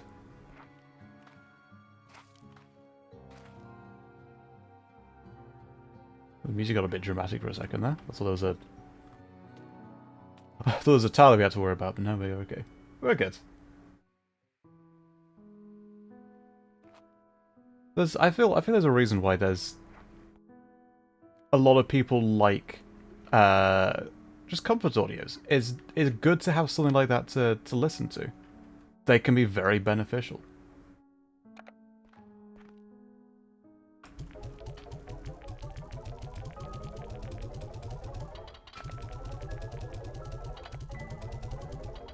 I mean, I try to be hands-off with conversations about it because I haven't been tested myself. I've been told that I probably do by someone who caveated that by saying they are not able to diagnose me, which I appreciate. I appreciate hedging and saying it lines up, but we don't know. So to be fair, I don't actually know about myself. I've never actually properly gotten tested. It would make sense. I've always felt something was up, and then I read the I don't want to say symptoms. That's the wrong word. the effects essentially, and it bloody lines up, but I don't know.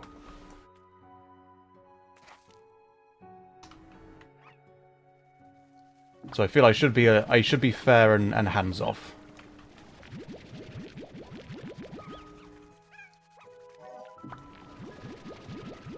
Just chuck these in. The food will stay there for a little while. There we are. Lovely. Hopefully this goes... Ah, it looks like we do have enough now. If it was really just help me relax and take a break from myself. Absolutely. I've always taken fiction as a fantastic way to transport yourself to a different world for a little bit. Okay, can't get the jetpack just yet. Power core is, I think, the most useful next. Yeah.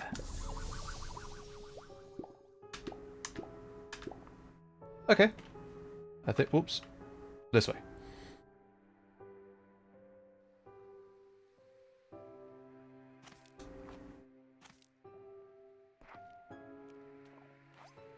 I definitely would appreciate knowing for certain one way or the other, whether it is the case or not, Squeezy. So I'm definitely with you. It's something I've talked about, but just never really gotten around to. At the moment, I mainly work from home, so it doesn't really come up too much anymore.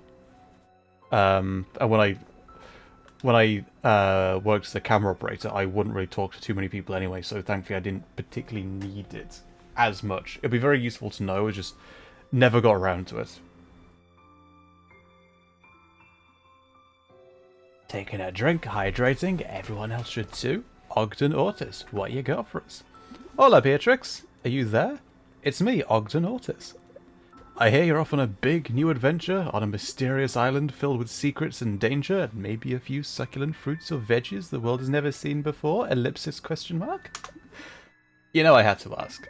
Ever since you got me a steady supply of, was it Kukadoba fruits, I've been reaching for even greater culinary heights within the far range.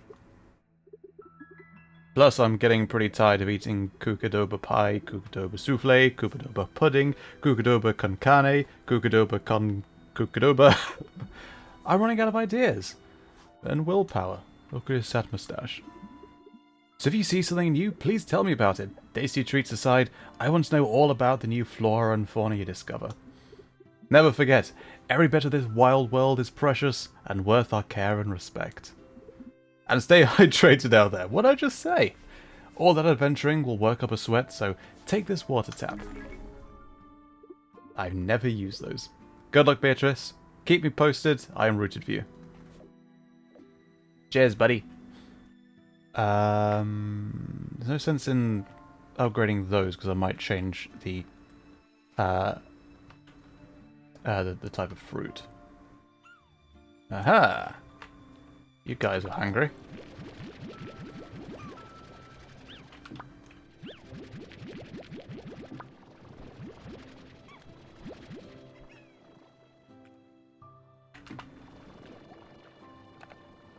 And we'll just chuck these in. Traits! That's a much better word. Bang on it! Prices changed.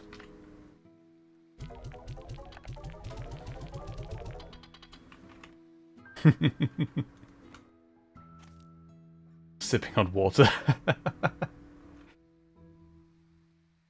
ASMR is both a comfort and an escape. Sometimes I need to feel safe and completely away from your reality. Other times I really just want to be something else. Something specifically non-human. I love the non-human audios. There's so much creativity, there's so much possibility and potential in stories like that. It's really easy to start with, okay, I'll write a Inu character. And then, as the writer, you'd start writing it from the perspective that you're going to be voicing that character. And I feel like that's why, like, it's fun to be the interesting one in these stories. And I think that's why the writer/author is generally, is usually writing themselves as the interesting one and the listener is a generic human.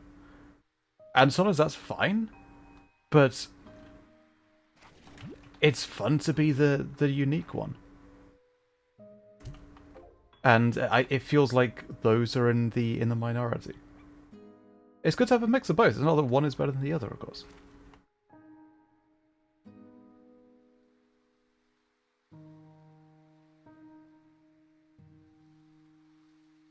I always love moths and was able to listen to an audio in which the listener is a moth folk.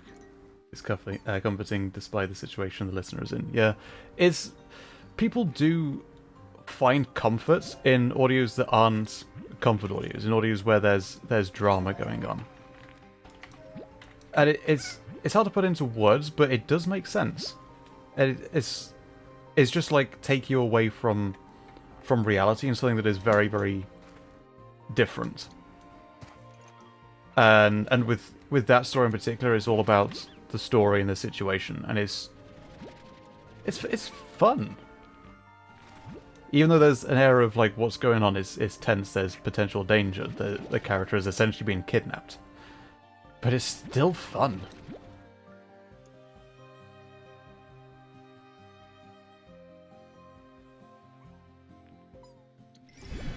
Oh, there we go.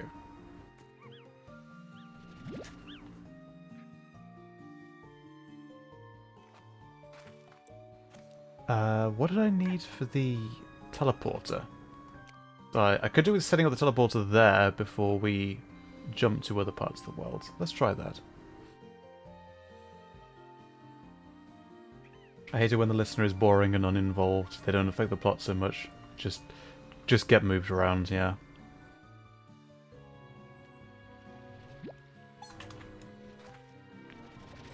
There are stories like that you don't necessarily need a listener character. If there are enough other speaker characters going around, sometimes you don't need the listener. Like, they can just sometimes be baggage. And other times, the listener character is a reason why the story is so engaging, feels so personal.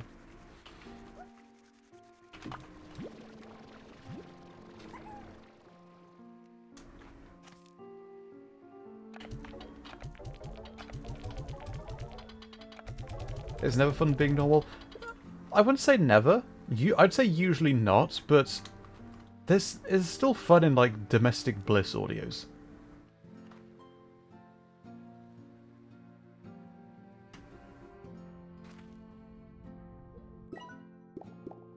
Okay, for this I built it already. Okay, we'll set up the teleporter and let's go to the Southern Islands. I feel like that's one of the most beautiful places in this game. Let's go in the morning, because it's night.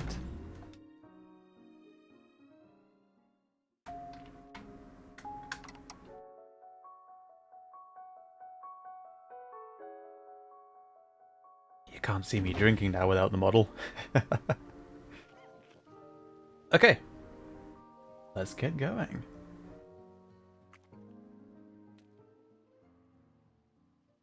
Can be effective to get out of your own head by dealing with problems that aren't your own, yeah.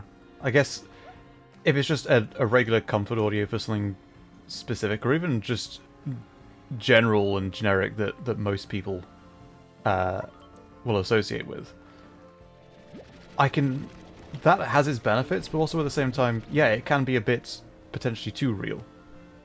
And sometimes having something completely different can be comforting, even if the scenario itself isn't. Boop, and a boop. Now I usually set up the teleporter here. There we go. So this will take us back to the conservatory. We'll throw this in here, and let's go and teleport somewhere new.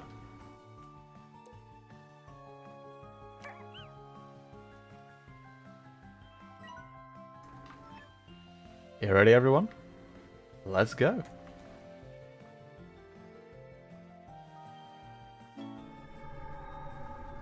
Starlight Strand. Let's take our time here.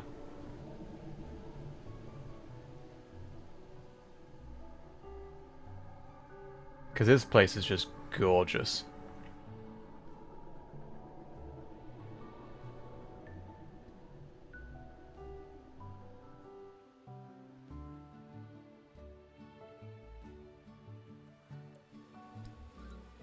Oh.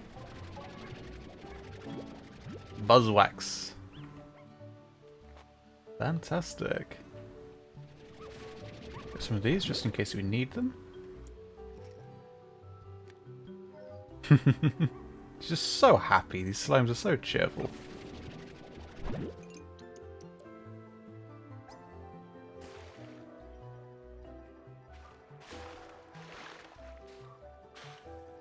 Oh, hello.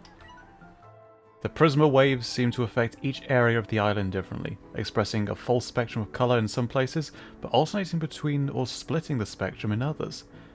And they actively change. Sometimes quickly and constantly, others more slowly. In my first year here, every season looked different to me. It was lovely while it lasted. Just a sliver of sadness in all of these logs. And it clashes with how cheerful the little drones are. Okay, so we need plots to get through that, of a kind that we don't have just yet. Oh, hello. Buzzwax. A bit more of the stuff. My whole reason for the non-human thing is because I really struggle with being human in a weird way. There's just times where I don't feel like a human, if that makes sense. Weirdly, it does. I get what you mean. I've always... When I was younger, I always felt like I was something of an outsider. I didn't fit in very well at all. So yeah, I get what you mean. Oh! Here's the rock slimes. Let's collect some of these guys. We don't need too many of them. Oh, hello. Boop. Bard vampire. A friend tells me that I must be an ancient vampire because of how I act, how I sound, I guess.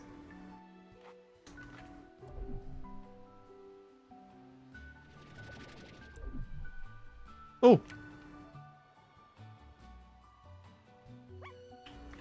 Look at these little bunnies. Look how mad they are. I'll leave them be. Boop. Hey! Pick up the plot. What did I mix them with before? Can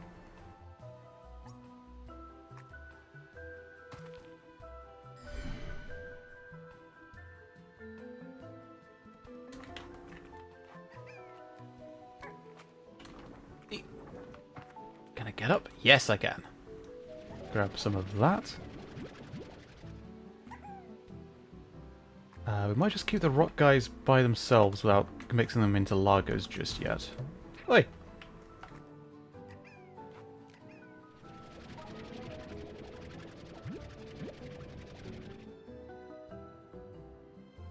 Being in a plague with everyone, but you haven't been given the script. That makes a lot of sense. Taking this guy back. We're taking this little fella back. Is there anything we can pick up while we're here? Oh, that's wild honey. There we go.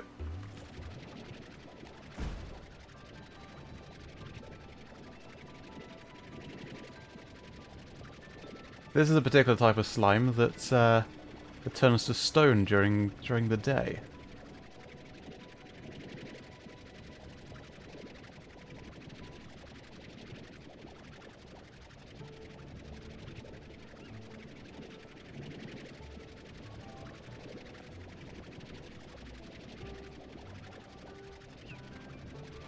There's a pink path over that way. You see how the whole place has been split into pink and blue.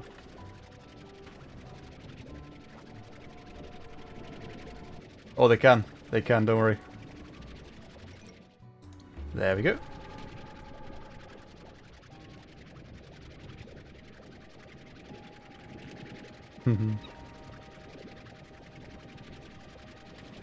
Okay, we can come back for these. Ah, there's two here, yeah.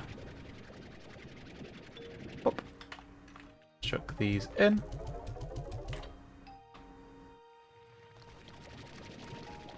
Motions are, yeah. You can just, like, all you can do is just your best.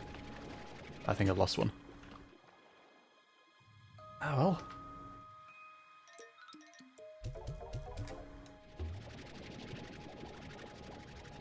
Pop.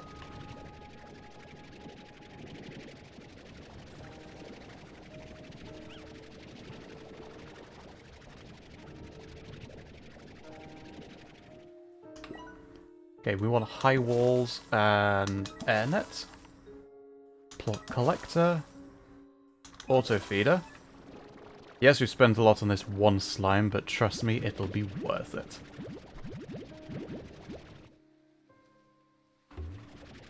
Look at that little guy. Just you wait. Just you wait.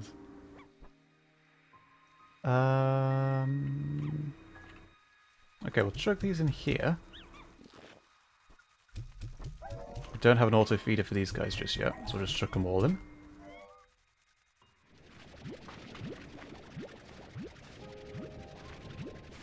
Sorry, I'm not catching everything in chat.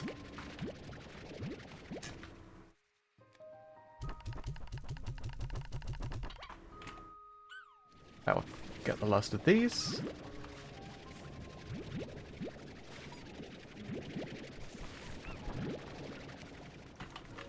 Fantastic. Okay, we need somewhere to put the rock slimes first. Here? Just put them here for now? Do not have enough money.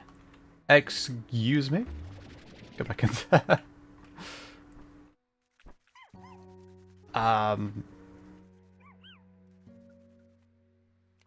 Okay, we'll just get rid of... Don't need to carry all of these.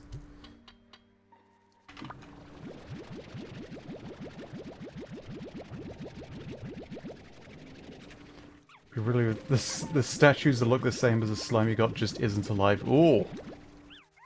Poor slime.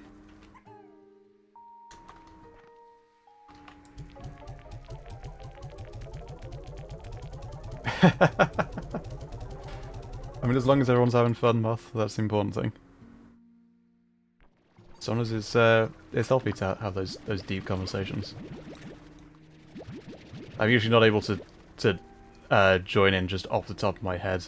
I'm pretty bad at talking off the cuff. You can probably tell. There's a reason I don't do ad-libs in my script. I rely very heavily on the scripts that I write.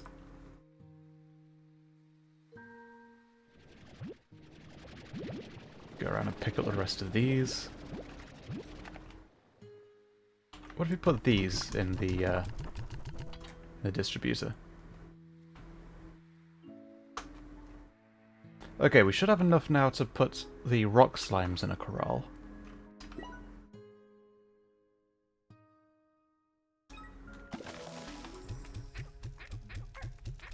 Okay, these guys only eat veggies, though. So I'll probably feed the rest of these to them. Okay, what do we need for upgrades again?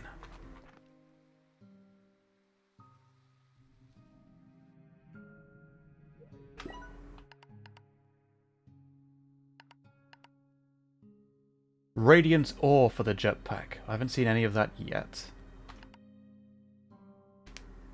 Rock plots and silky sand.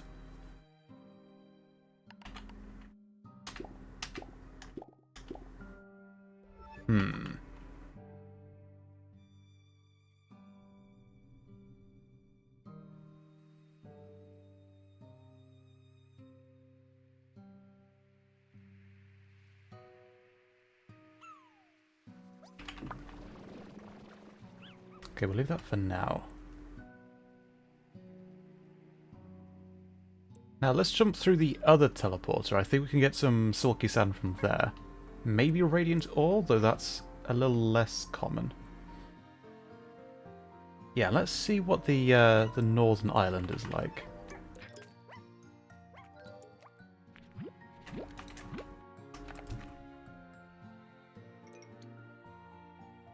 I'll keep this hunter plot for now.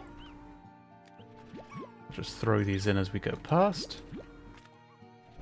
But I could do with something to mix the hunter with to make Largos.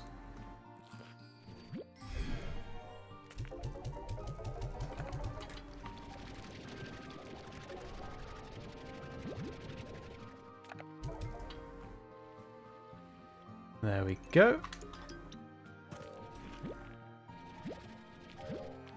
It'd be good if we had a selling machine up here as well.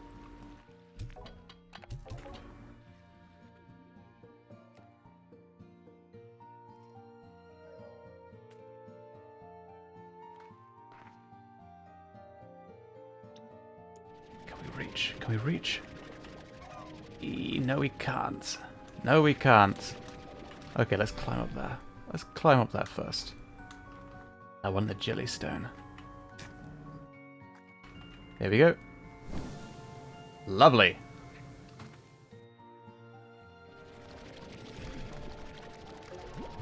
Ah, it's becoming evening, so actually we're going to head back before we teleport. Because I want to show you the statue guy. Little statue guy.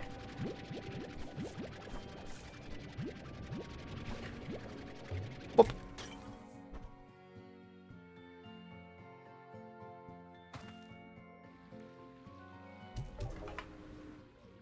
There we go.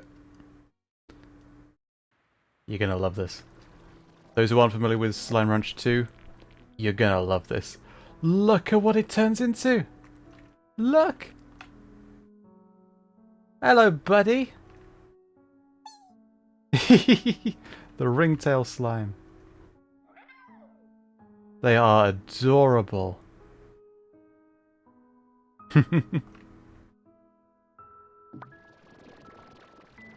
They're also generally insatiable on food. You want some food? Yeah, you do.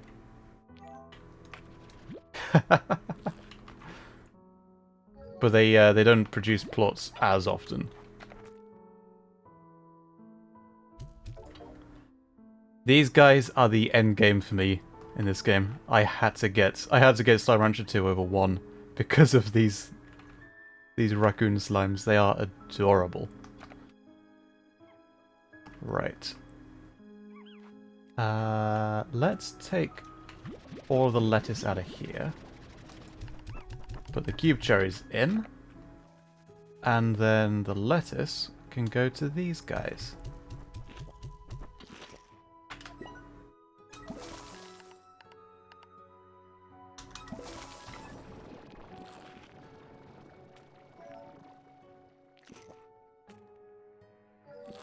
There we go.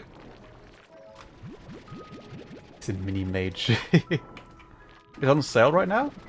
Oh, fantastic. Yeah, if people are interested in this game, give it a go. It's a fun, relaxing game. Oh, take care, Prism.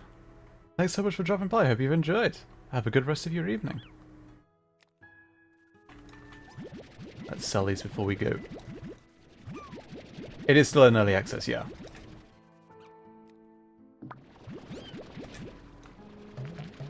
Oh, pop, pop, pop, pop, pop, pop.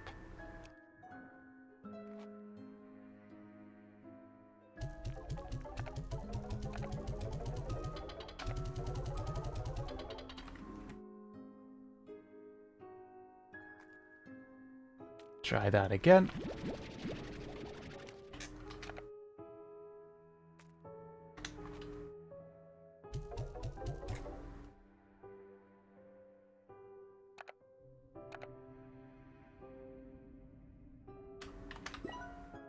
Okay, what do we need for these again? I keep forgetting. It's handy to just come back here now and then and get myself a refresher. Radiant ore. Rock plots for the extra tank, which we do want an extra tank, so we'll chuck rock plots in the refinery from now on. We might as well get the water tank because we'll be running into tar, I imagine.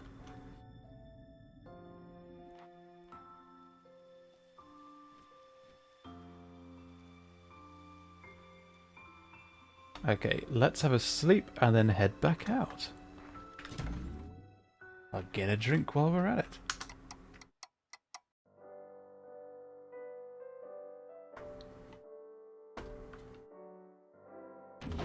Awesome. Oh, hello. Victor Humphreys. Beatrix, I've done it! I believe I've cracked the super mysterious code that was sent to me. It was astoundingly complex. I believe that the AI that created this code displays a comparable intellect to my own. So very advanced. Almost alien.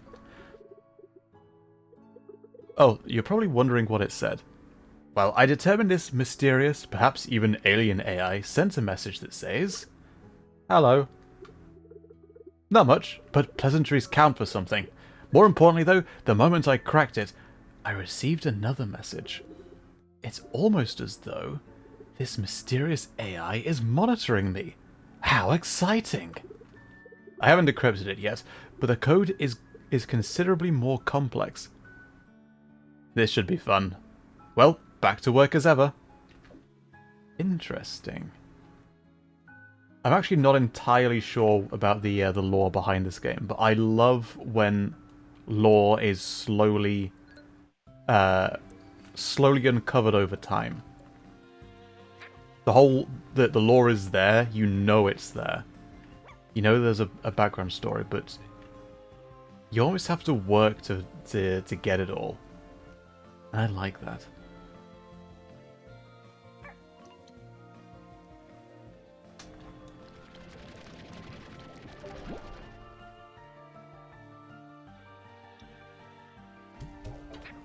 Okay, let's jump through the other teleporter this time.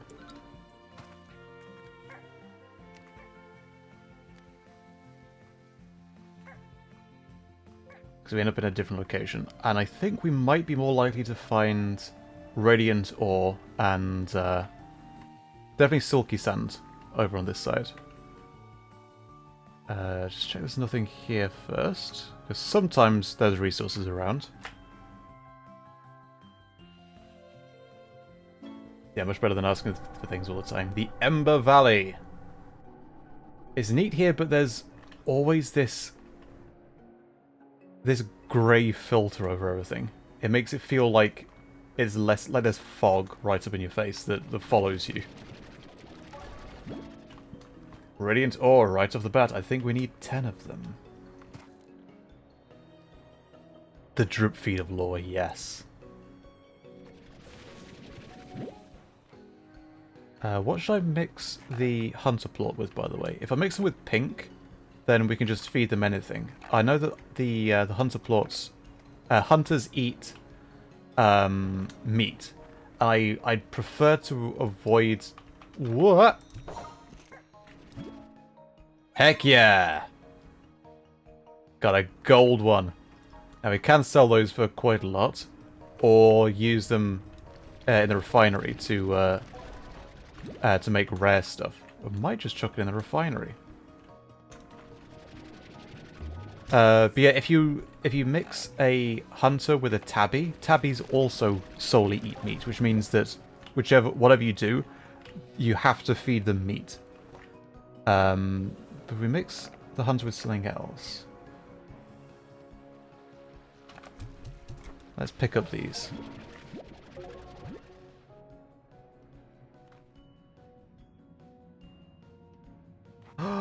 It's the bats! Oh, it's the adorable bats! Look at them! Oh. Hey, Angler's Live. Anglers are cool as well, but it's the bats! Look at them! It's like it's me and Jesse in this game. You got the raccoon slimes and you got the bat slimes. It has to be. I love it. Aha! Oh, we are out of slots, so we've got to come back this way. And I want to pick up some bats anyway.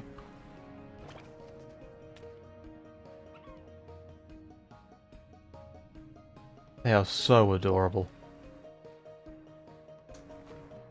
Okay, that's probably enough to be getting on with for now. We can head back, drop these off, and then come back again. Especially the gold slime, which we won't be selling. We will use it in the refinery, I reckon.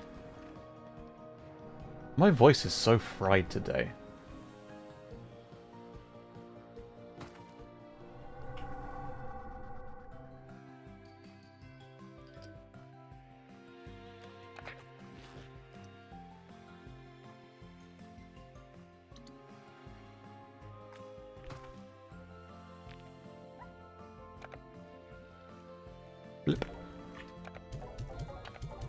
So we need 4 more radiant ore. Someone's messages aren't appearing? Hang on, I'll set to top chat. Go to live chat. Oh, I think Crow Bitch's username is being cut off. Bat raccoon lagos. Oh, I usually keep the raccoons and the bats just as default because I like seeing them, but we can mix one together.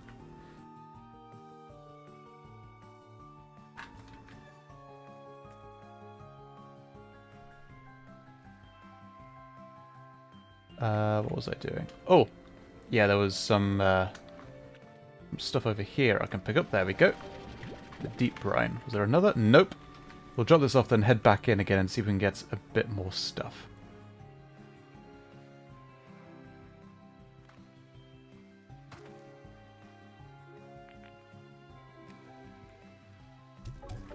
There we go. Yes, there was a tabby slime meowing.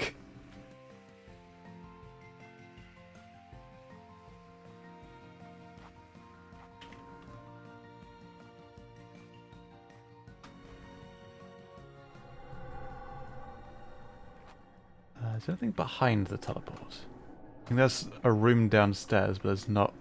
Yeah, there we go. We can't open it yet, can we? No, we need bat plot to get in. Oh, the puddle slimes are so cute. Puddle slimes are adorable. I think we'll see some in this area up ahead.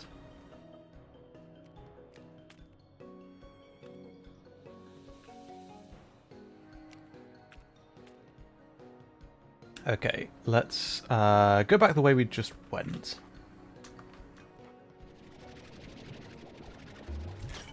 It's a bat! He got a batty slime.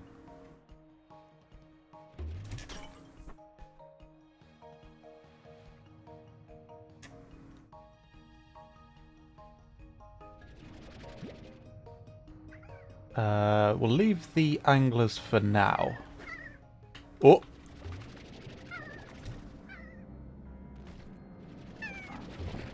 Ow! Don't bite me. Get out of here. Cheeky. Pomegranate. Get it? There's no silky sand this time around. What? Ah, that's all the bats. That opens from the other side. What type? Ah, that's a boom plort, which we don't have yet.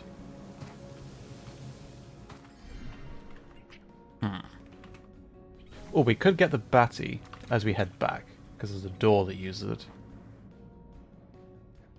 Almost fell right in. Oh, there's the sand, and my inventory's full again. Let's head back. We'll be going back and forth a few times like this. I saw a beautiful white moth on a wall. It was fuzzy. Aww. The rosy maple moth is gorgeous. Is that the pink and yellow one? Or is that a different moth?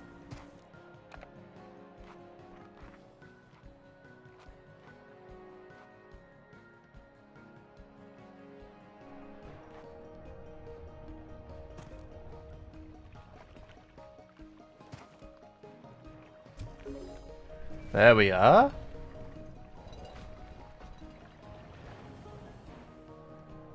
Aha! More radiant ore. Not quite enough. We need one more piece. Storage cells. Very handy. Very handy indeed.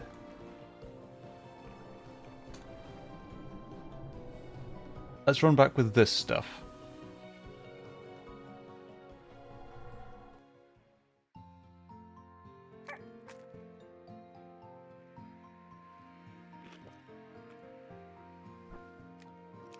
Moths are cooler than butterflies. I'd say butterflies are they fit the usage of the term beautiful, I think, a little bit better. But that's why I went with like the moth listener audio, I very nearly went with a butterfly listener.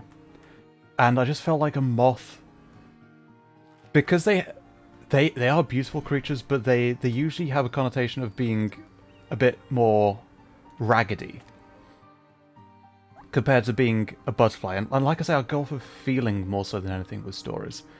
And for a butterfly, it felt like there was more pressure. Weirdly, for the listener character to be the butterfly, to be the beautiful butterfly. It felt more relatable for me to err towards towards a moth over a butterfly. But I very nearly went with that. We'll feed you guys carrots. Right? Yeah. Yeah, you guys get carrots. The water lettuce goes in here. The moths with the green wings? I know there's the lunar moth. I think there's various types of lunar moth. Maybe it's one of those. Okay, we will set this nutrient soil and sprinkler because we don't have enough money. Just because the rock guys like that stuff.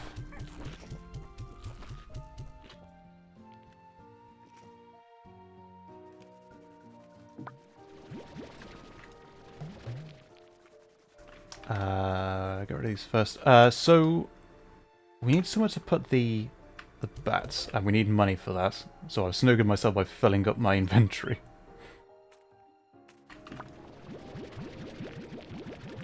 Butterflies drink blood? Sounds about right, yeah. Maybe it's got sugar in it.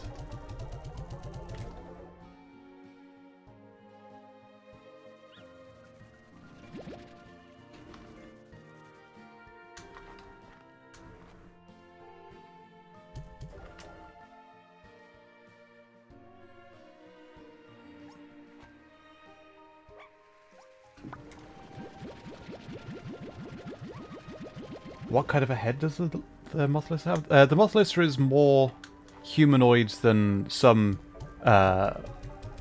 moth demi-human depictions, because I wanted to keep them somewhat relatable. So that's why. What are you doing out there? Get in. Then I got my inventory with plots. Cheers. We don't have a dispenser for these guys, do we? There we are. Yeah, the moth listener, that's why they only have 2 arms, rather than there are some moth characters that are depicted with 4 arms. And I felt like that was maybe a bit too much for a listener character. If it was a speaker character, I could have gone with 4 arms. But, how much does it cost? Oh, quite a lot. Oh dear. Oh dear.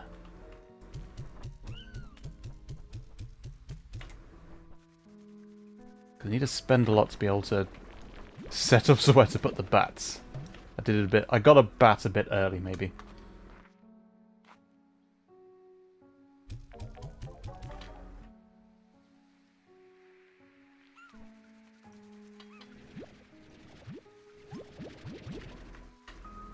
There we are.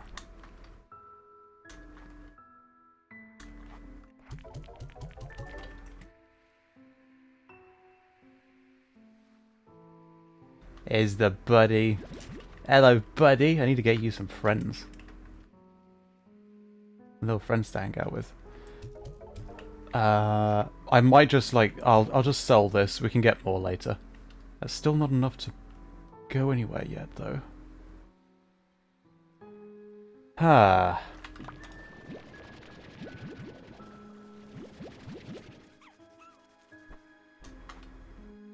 Squishy Mitch and Squishy Zubat.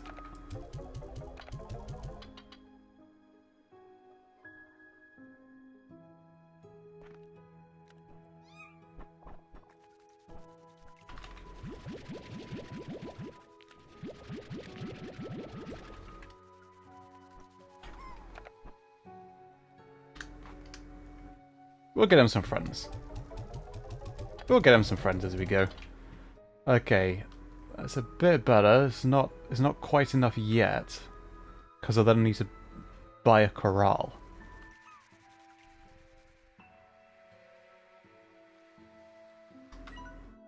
Yeah, 1,800. I can run out and grab some plots and then come back. Could try that for a bit.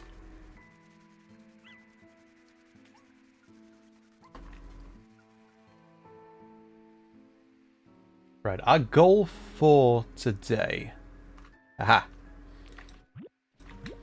is to have the bats in a corral. They like this pomegranate fruit, so I want to set up a farm for that stuff as well.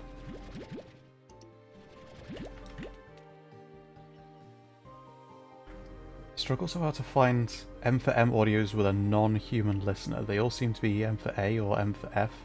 Oh, I don't mind M for A. I prefer M for M since I'm a trans guy. I do come up... There are certainly M for M audios. Oi! Get out of here.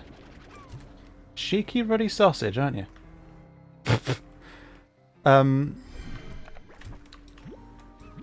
There's different scenarios where, depending on the story, sometimes it's better to go with 4A, and sometimes it's better to specify. And it really does depend on what you're going for with the story. Like, there's no one size fits all. Like, all of my audios so far have been for A. And that's fit, I think, for the kind of stuff that I do. But I don't want to ever rule out doing audios that are for a specific, more specific in the listener character. Because by making them for everyone, by necessity, you limit the specificity that you can do, and that makes them more accessible to more people, sure. But it also means that there's a degree of personalization that sometimes is, I don't want to say lost, but it can make audios a little less impactful because it's more generic. And the kind of audios that I do generally work better, I think, to be for anyone. But it's definitely important to have audios as well that are more specific. And yeah, there is a mix of what's kind of audios you get from different channels. I at least felt that F4 audios tend to be more... there's a wider variety of audios from F4 voice actors. And I don't know why that is. I don't even know if it's strictly true. It's just a trend that I feel that I noticed. But then other people have told me that they've seen the exact opposite. That it's M4 actors that are more story based and less, romance. Boop. Grab that. And I know I said we were going to use these. But, thank you. But for now, I want to sell as much as I can. Maybe that's enough. Maybe that's enough to be getting on with. Hello, welcome! But I do kind of feel like if there's a particular type of content that you want, like the kind of content that you want to see, that you enjoy listening to or watching, ask yourself, can you make that type of content yourself? And if you can, maybe give it a go. Because that's basically why I started. I would listen to a lot of content, and I enjoyed it a lot. But there were people saying there's so many. Well, not to say that there's so many. It's not like it's the majority, but there's a lot of Monster Girl audios, a lot of inventive Monster Girl audios. But there's so few Monster Boy audios. Where are those at? And I remember seeing a post ages ago of female VAs saying, why are there so few? why there's so few Monster Boys. And that just got me thinking, could I do that? And that basically that put the seed in my brain of giving it a go. I've always made the kind of content that I want to see. That's, if I were the viewer, the kind of content that I would be engaged with. Because if I enjoy the content that I'm making, if I were the viewer, then maybe there's people out there with the same sort of tastes as me who would enjoy the stuff that I make. That's kind of been my philosophy. So, yeah, if there's a type of content that you want to see, is it the type of content that you would be able to make? If there's a gap in the market for stuff that you want to see, that maybe there's other people out there as well who want to see the same kind of thing. Are you able to make the content that that you want to see other people make? Maybe you can be the person that supplies it. That's really cool. We need the high walls for this. There we go. You got all the bats in here. Look at these cheery little buggers. They're lovely. Okay, we need to get a bit more money to set this up.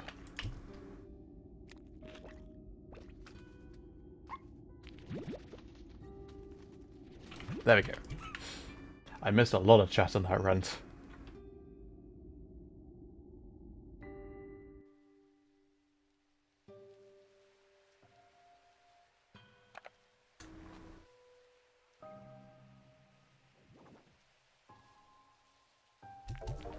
There we go.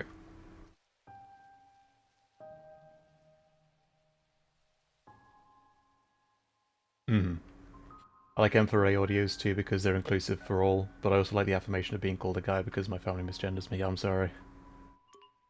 Yeah. That's what I mean. There are scenarios where it pays to have the listener character be more specific. Yes, I did run all the way back just for 2 pink plots. Yes, we will need a ceiling net as well.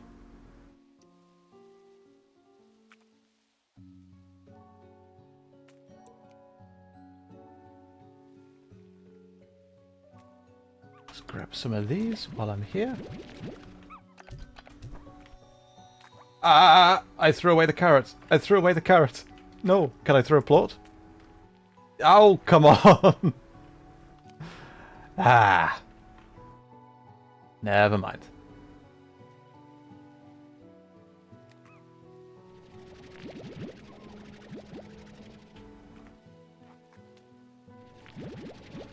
Yeah, ultimately, I like doing for anyone audios because the kind of stuff that I do is generally less specific with the listener. And I feel like it fits my stuff better, but I can only really speak for my own content. It'll vary depending on what the writer's goal is, what their philosophy with the audio is. So it's good that there's so many different kinds of audio. There's no one size fits all. There's no this is the best way of going. Yeah. Look at these guys. Oh.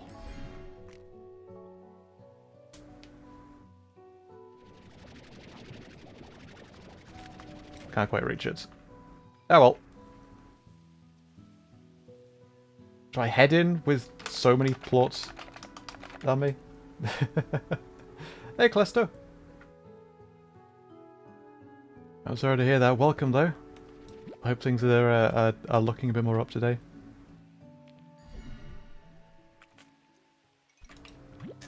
Oh. There they are. Oh, I don't have any water on me. That didn't work. Oh my gosh. Get out of here. Thank you very much. We'll be having none of that. None of that at all. Yeah, we'll sell that good stuff before we move on.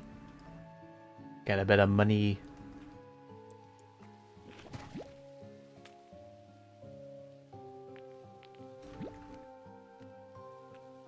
Fantastic.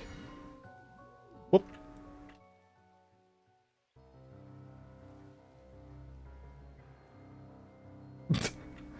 Then we just teleported away from a tower that just spawned in. Spawned in. I don't know why I said that so weird. Sometimes my brain does that. Okay, that should be enough to upgrade some stuff for the bat.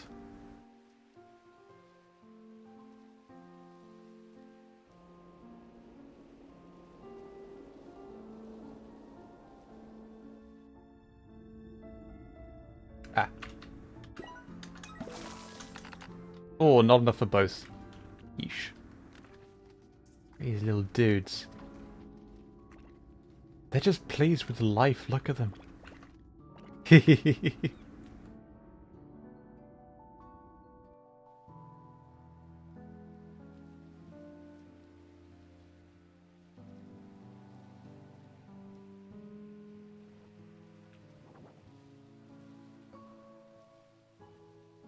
Little rock piles. Okay, can we do any stuff? There's not much there yet. Ah, you guys have got a bit. There we are.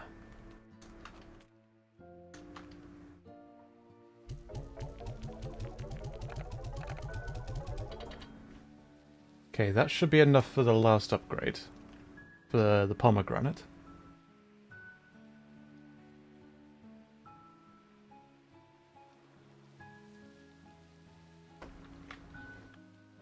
Okay.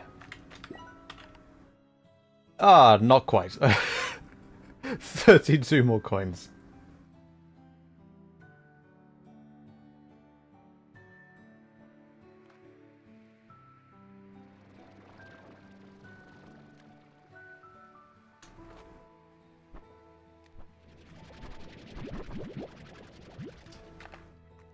Oop, stuck under the tree.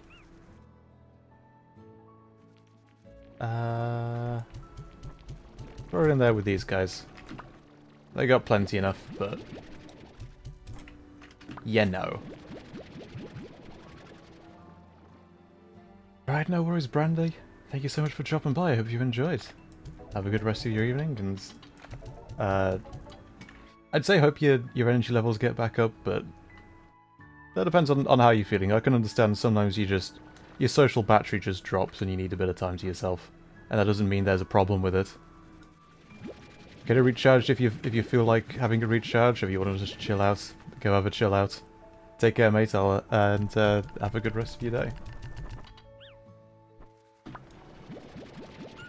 Yeah, I know that sometimes your social battery just plummets. It doesn't mean there's anything wrong, it's just you just don't feel like it sometimes. And that's perfectly fine.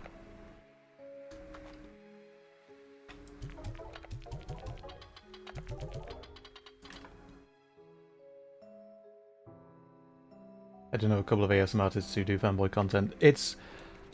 I haven't seen too much of it. I've no doubt there's definitely some stuff out there, but it's either the speakers, which is absolutely fine, but it's the same as I like having the interesting stuff be for the listener sometimes, and when there's like the audios where there's a fanboy listener, it's sometimes been a bit, let's explore this thing that's, I don't even say weird, because it's not really done in a disrespectful way per se, but it feels like it's making more of a big deal out of it. It's really difficult to explain. I'd like an audio like that where it's just, that's just what the listener is like, without it being a massive coming out as kind of audio. There's nothing wrong with those kinds of audios either. I'm just talking personal preference entirely. Like, there's a lot of content that serves different niches, and that's amazing. But I like going with the big blowout. What's all this? This is different. It's fun to have those kind of audios, but I like fictionalizing them a bit. Such as, like, a friend pinged me after the which one was it? The Neko listener audio, to basically say that she appreciated what kind of audio it was, what the subtext was, what it was, quote unquote, about. Because that audio was essentially a coming out audio. It wasn't about anything realistic. It was coming out as not actually human.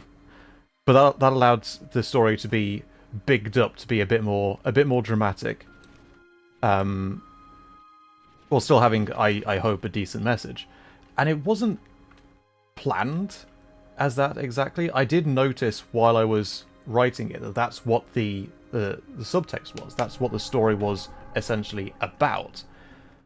And so I kind of lent into that. I tried to make sure that the message was a good message.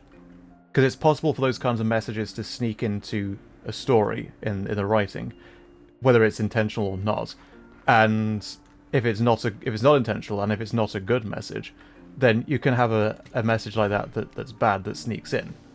And then your audio is about X, Y, Z without it intending to be. So it's important to be mindful of the message that your story is giving, if it's not the message that you intend to give. But for that, yeah, that's what I was kind of going for. At least not initially. It was meant to be fictionalized right from the start.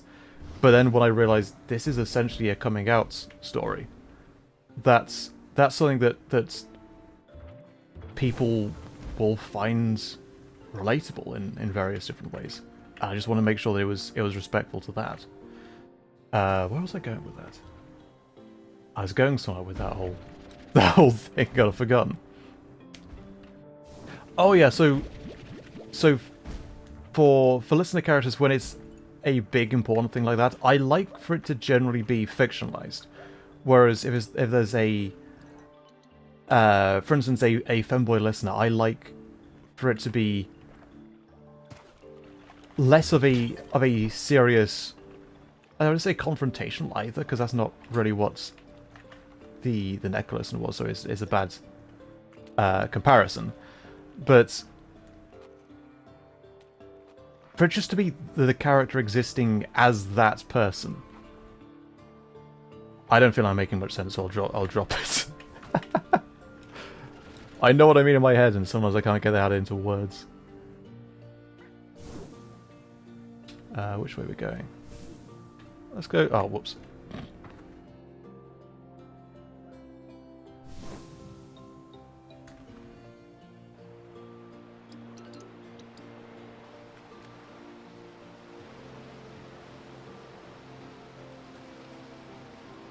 I think what I mean is some of the audios I've seen of that kind have been a bit ham-fisted in the message.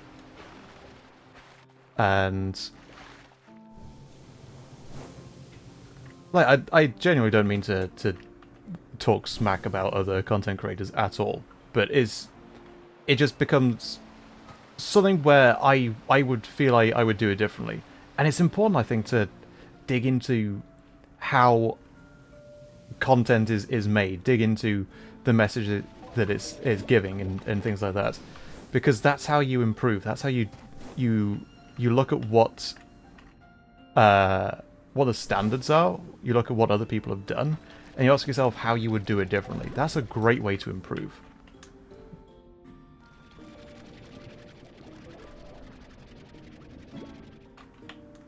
I know sometimes people do get a little bit uncomfortable about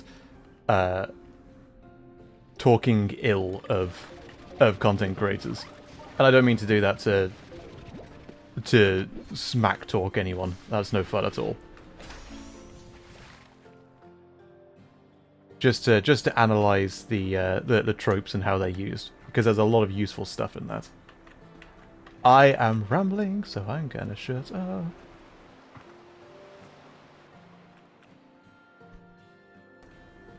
Yeah, those were the puddle slimes. We'll come back for those guys. We just need to get all this stuff back. Bill Ray, I noticed. Yeah, water slimes. I noticed. Ah, radishes. I want some radishes. He needs to come back. But yeah, these strange diamonds are very rare.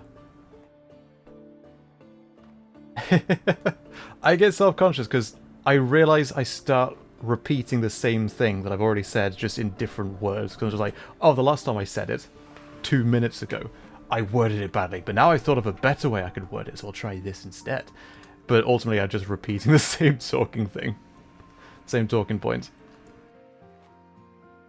And it's not ideal. Okay, we could chuck all these in here. And we've got all the radiant ores that we need.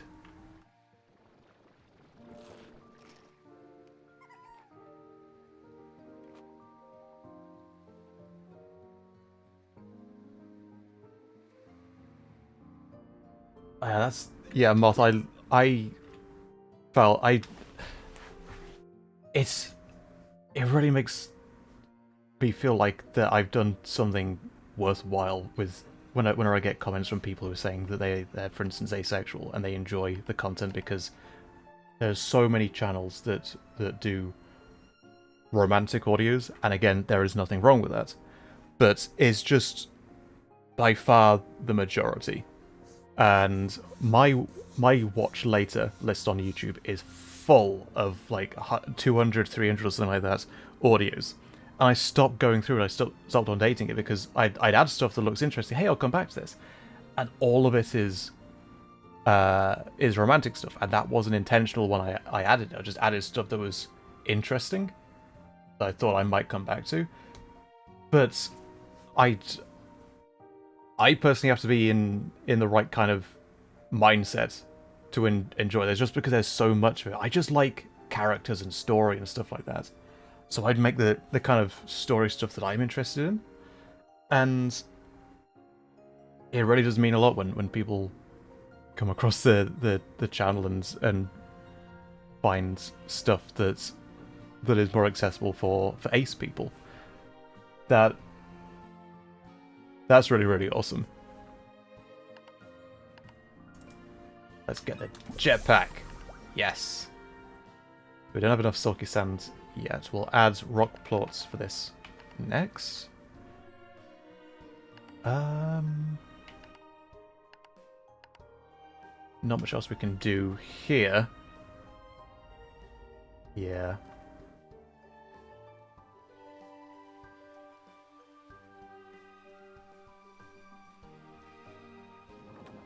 Favorite slime? Luca, favorite slime? Boy, howdy, let me tell you. These guys. These cheeky little guys.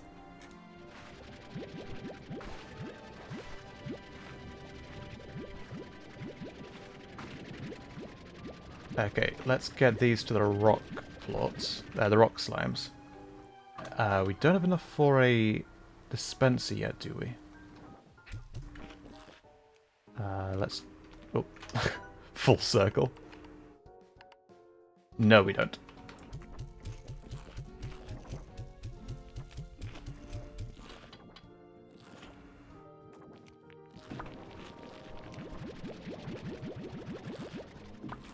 Yeah, I understand that. I can generally listen to for M, for F, for A.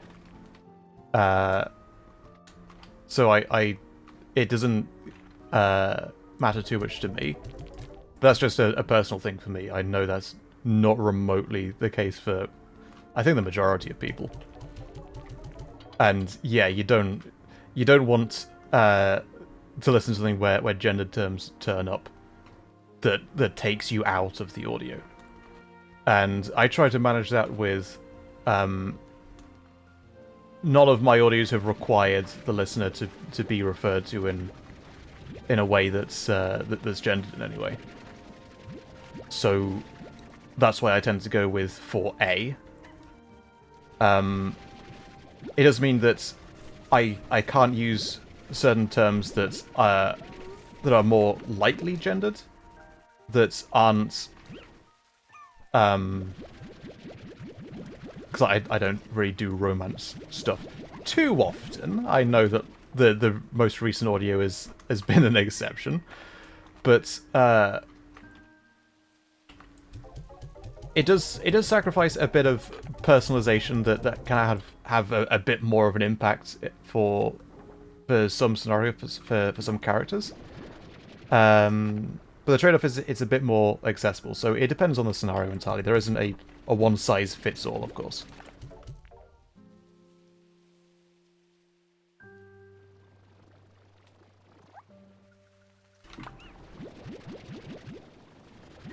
Get these things in.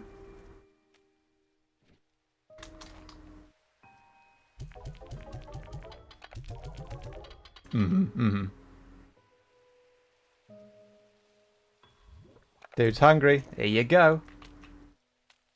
Best slimes. There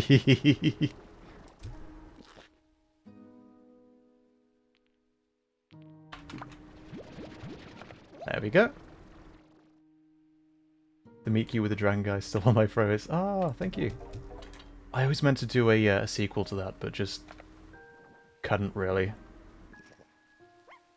I found that writing full, like it's supposed to be a second date sort of, well, first date I guess, second meeting sort of scenario I'd planned for part 2, and I just couldn't write it.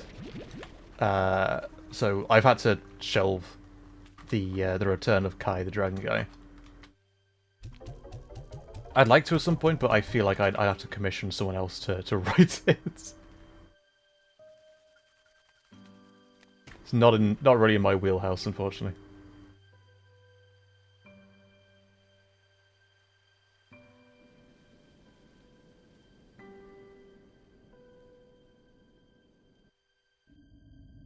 Yeah, not all people like that.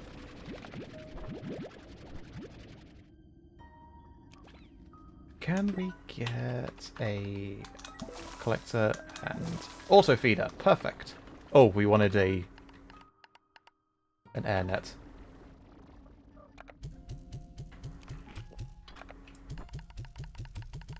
There we go.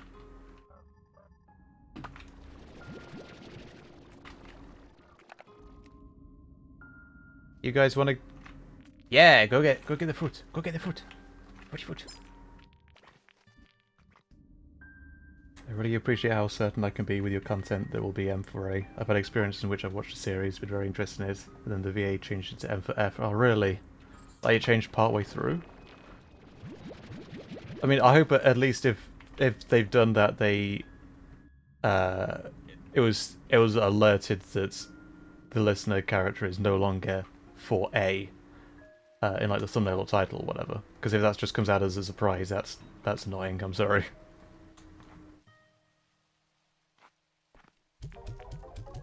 Like things even with I was wondering if it would be worth having a content warning. Sounds too harsh, but just an alert at the start of the last audio that this isn't going to be platonic. I feel like there's nothing wrong at all with doing content that's more romantic, but because a lot of people have kind of come to know my content as being platonic basically 99% of the time, whether having a different like going outside of the norm for me would be worth alerting people to.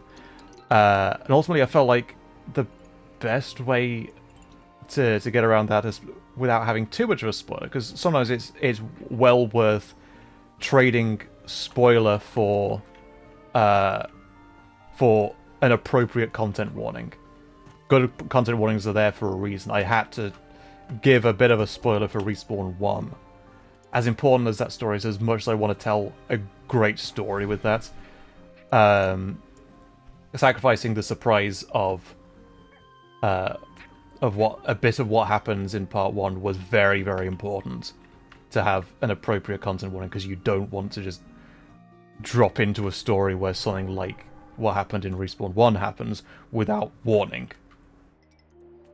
It's important to know that stuff before you get in, especially because so many people in this niche and niches related to audio RPs use it for comfort and for sleep aid and things like that. It's very, very important to be appropriate and conscientious with content warnings.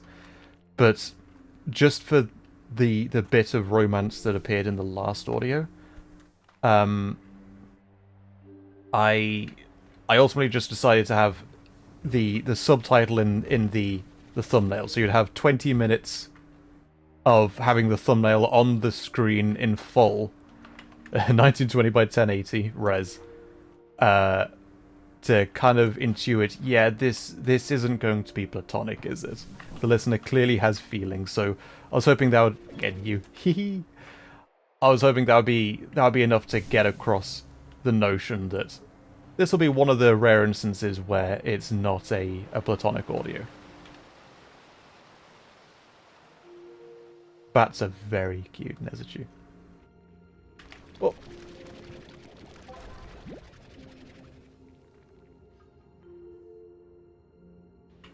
Change from M for F to M for A? Ah.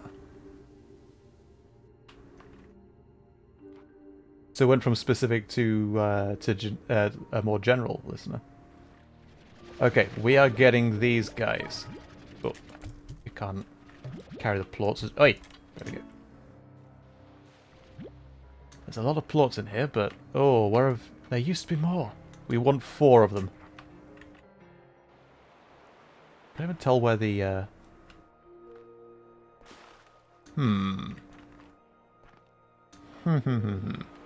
Guess it just fell off, maybe?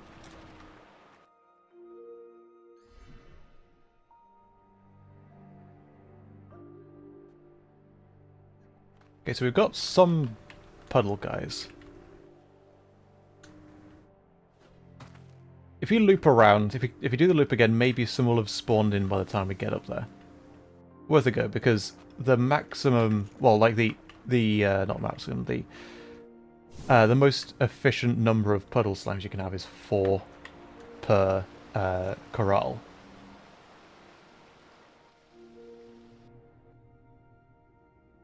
Bats are very cute.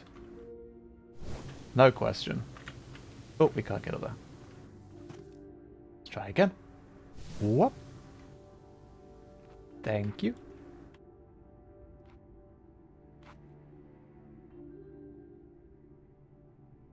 It wasn't alerted in the actual video, but one of the VAs explained in his community post that he couldn't really gender bend the script to be M for A because the language of the OG script...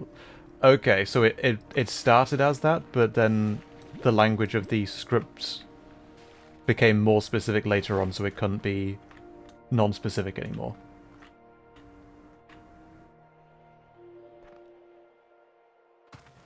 There's clearly... There's either used to be something here, or there will be in the future. Okay,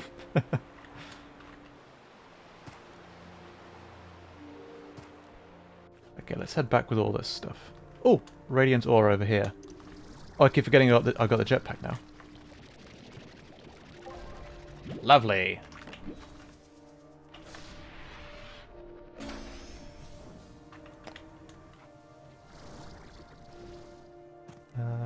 Nope. Okay.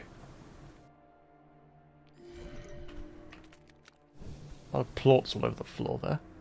Like, clean up after yourselves. But I guess in that case, it might just be an instance of having to work with script fills.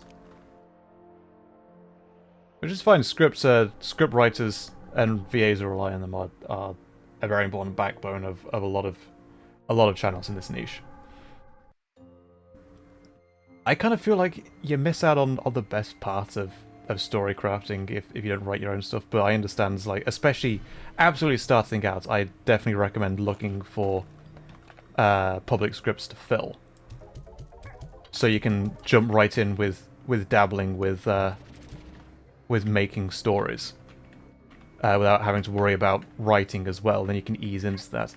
But yeah, a lot of the fun is in the writing. Having your own characters, your own stories. But I do get it.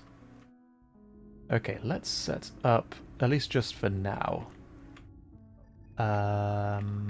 Here. Put a pond.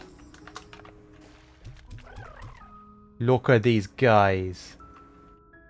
They are so cute. And you can't have more than 4 because if there's more than 4 slimes nearby, they get shy. Oh, they're so cute. They are adorable. Anyway, get some of these. These trees are slightly awkward to get all the fruit off.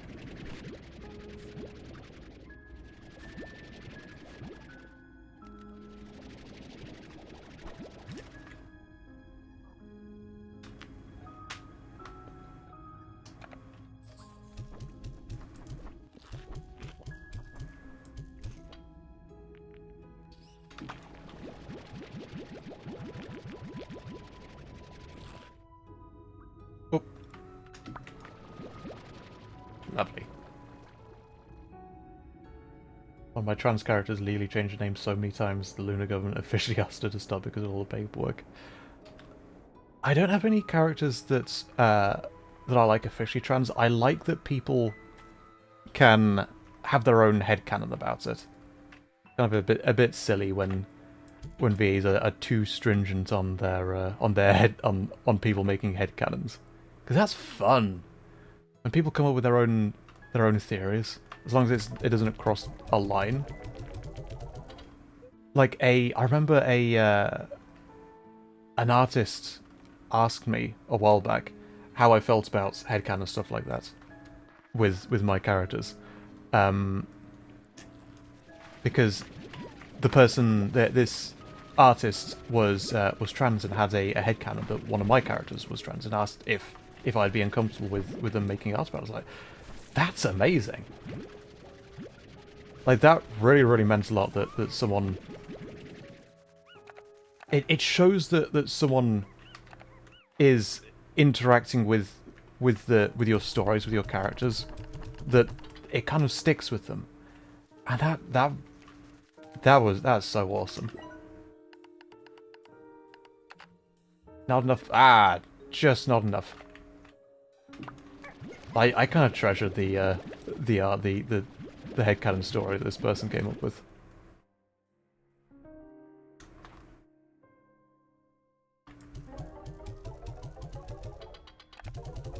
I'm sorry, Moth.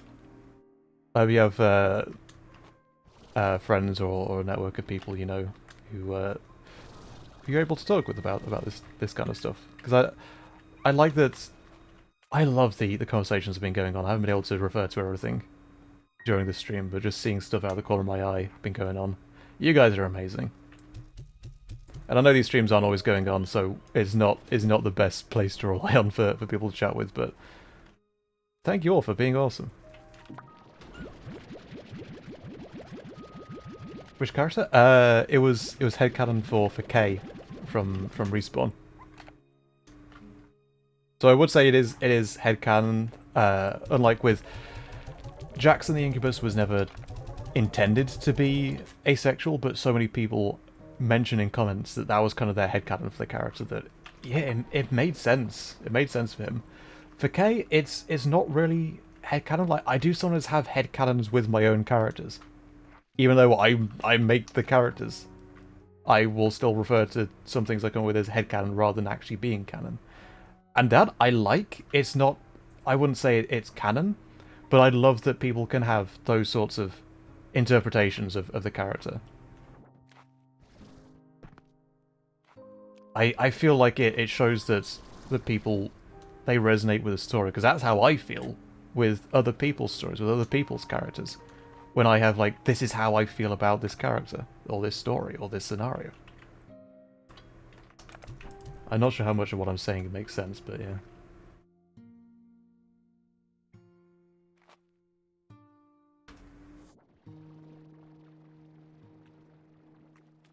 I fortunately have very supportive friends. My token straight cis friend is so kind. I swear she'd fist fight God if it meant I could be happy and free being myself. And I love her for that. That's amazing. I'm so happy for you, mate. Heck yeah. I make a random canon for my characters all the time. It's one of the most fun things to do. Machi Miles. Hey B, those drones you've been finding all over the island. There's something weird about them. Hmm? Hey, I got eyes in the sky and I'm going to use them. I'm also readying a team of drones to head over there and check things out in a more hands-on fashion, but I digress. Anyway, that drone seems super advanced, like almost alien. And so I thought, okay, there's some aliens out there checking out Rainbow Island just like you. But no, I don't think so.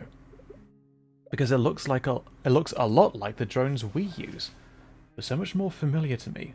Almost like it's giving me deja vu. Kinda creepy. Hey, don't be scared. It's probably just aliens. Giant three-headed aliens with huge claws that are looking for humans to capture or eat, or both. Human Rancher, the game. Later, beat. Mochi's cool. Bora! Well now, if it isn't Beatrix LeBeau. Old Hobby and I were just talking about you. Word is you went off to parts unknown of this here rock with a thirst for a new adventure. Atta girl, you just keep on walking to see what new wonders are around the next corner until your boots have holes. And then get yourself some new boots and do it some more. Well, my boots have seen better days, but I know there's still an adventure or two left in them. I suppose I just need to figure out what. Oh heck, I'm rambling just like Hobson does after he gets talking about exploring, the cosmos, cucking, or pretty much any other topic. Alright B, you hang in there. I'll be calling to check in on you, doesn't matter who you are, we all start feeling it when home is beyond the horizon. Oh, and before I forget, here's a little something for you to spruce up your new place. It ain't much, but you need to do what you can to make that place feel cozy. The Taming Bell. Lovely. Hannah-chan, welcome.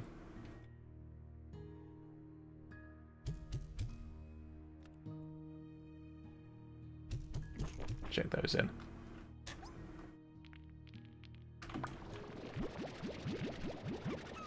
Right, I might clear out these corrals and then we might call it here for tonight because I'm feeling a little bit low battery, as you were talking about earlier. Sometimes it just hits.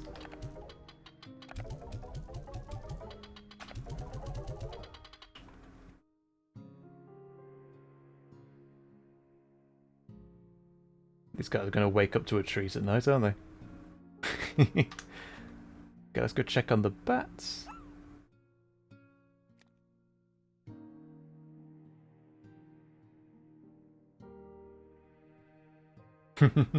Oh gosh, I've been streaming for 3 hours. Yeah.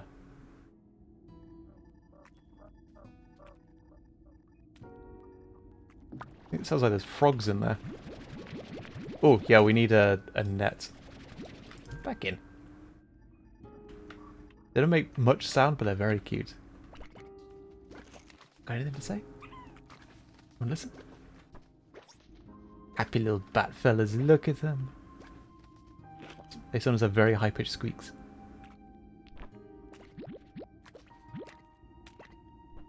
Any of you? Anyone?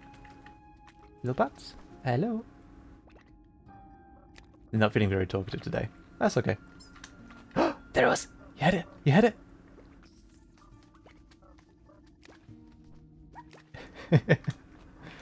Okay, let's clear these out. Any squeaks? Any squeaky bats?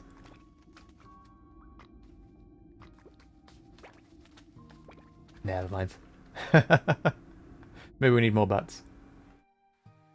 Well, there's no maybe about it, let's get more bats. But next time.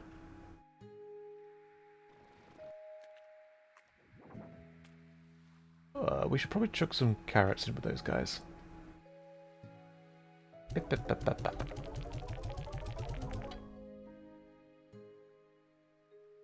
Carrots. Fantastic. Yeah, they sometimes go whee. My voice isn't that high. I don't have much range, unfortunately.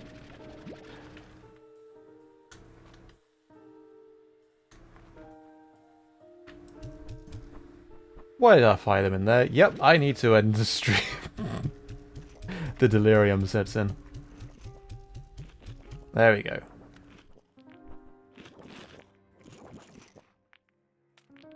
Happy little slime fellas.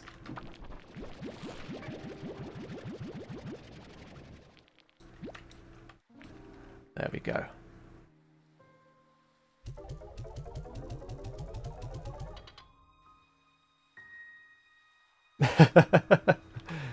Good cup of tea, solution to anything. Speaking of, I have no tea left. I drank it during the stream. I need to get a refill. Ah, this has been fun. This is such a relaxing game. This is a great talking game. Except that I need to keep an eye on where I'm walking so I don't just walk off.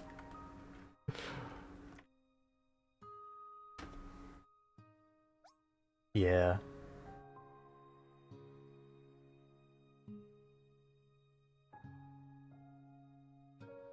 Righto then. I think this is the perfect place to call it. Thank you all so much for dropping by. We'll save and quit. Sorry about the model not quite working with this game. This game is, because it's still in early development, I think it feels very unoptimized. And there's a lot of frame drops. It takes up a lot of resources for weird reasons. So even though I was able to record it at a full 60, it wasn't able to stream with that this time. So sorry about that. I hope you still enjoyed the stream. Might come back to this next time. We might play something else next time. I'm not sure yet. But as usual, best place to be alerted to future streams is in the Discord server link below. Grab the alerts roll if you'd like to be alerted when streams are about to go live and when new videos go up. And yeah, until next time, take care, everyone. My favourite type of tea is Yorkshire tea. Oh, Cartwright and Butler is good as well, but that's a bit pricier, so I don't really drink that. It's good stuff. It's blinking good stuff. Thank you all so much for dropping by. I hope you enjoyed. Take care, everyone, and we'll see you next time. Bye bye.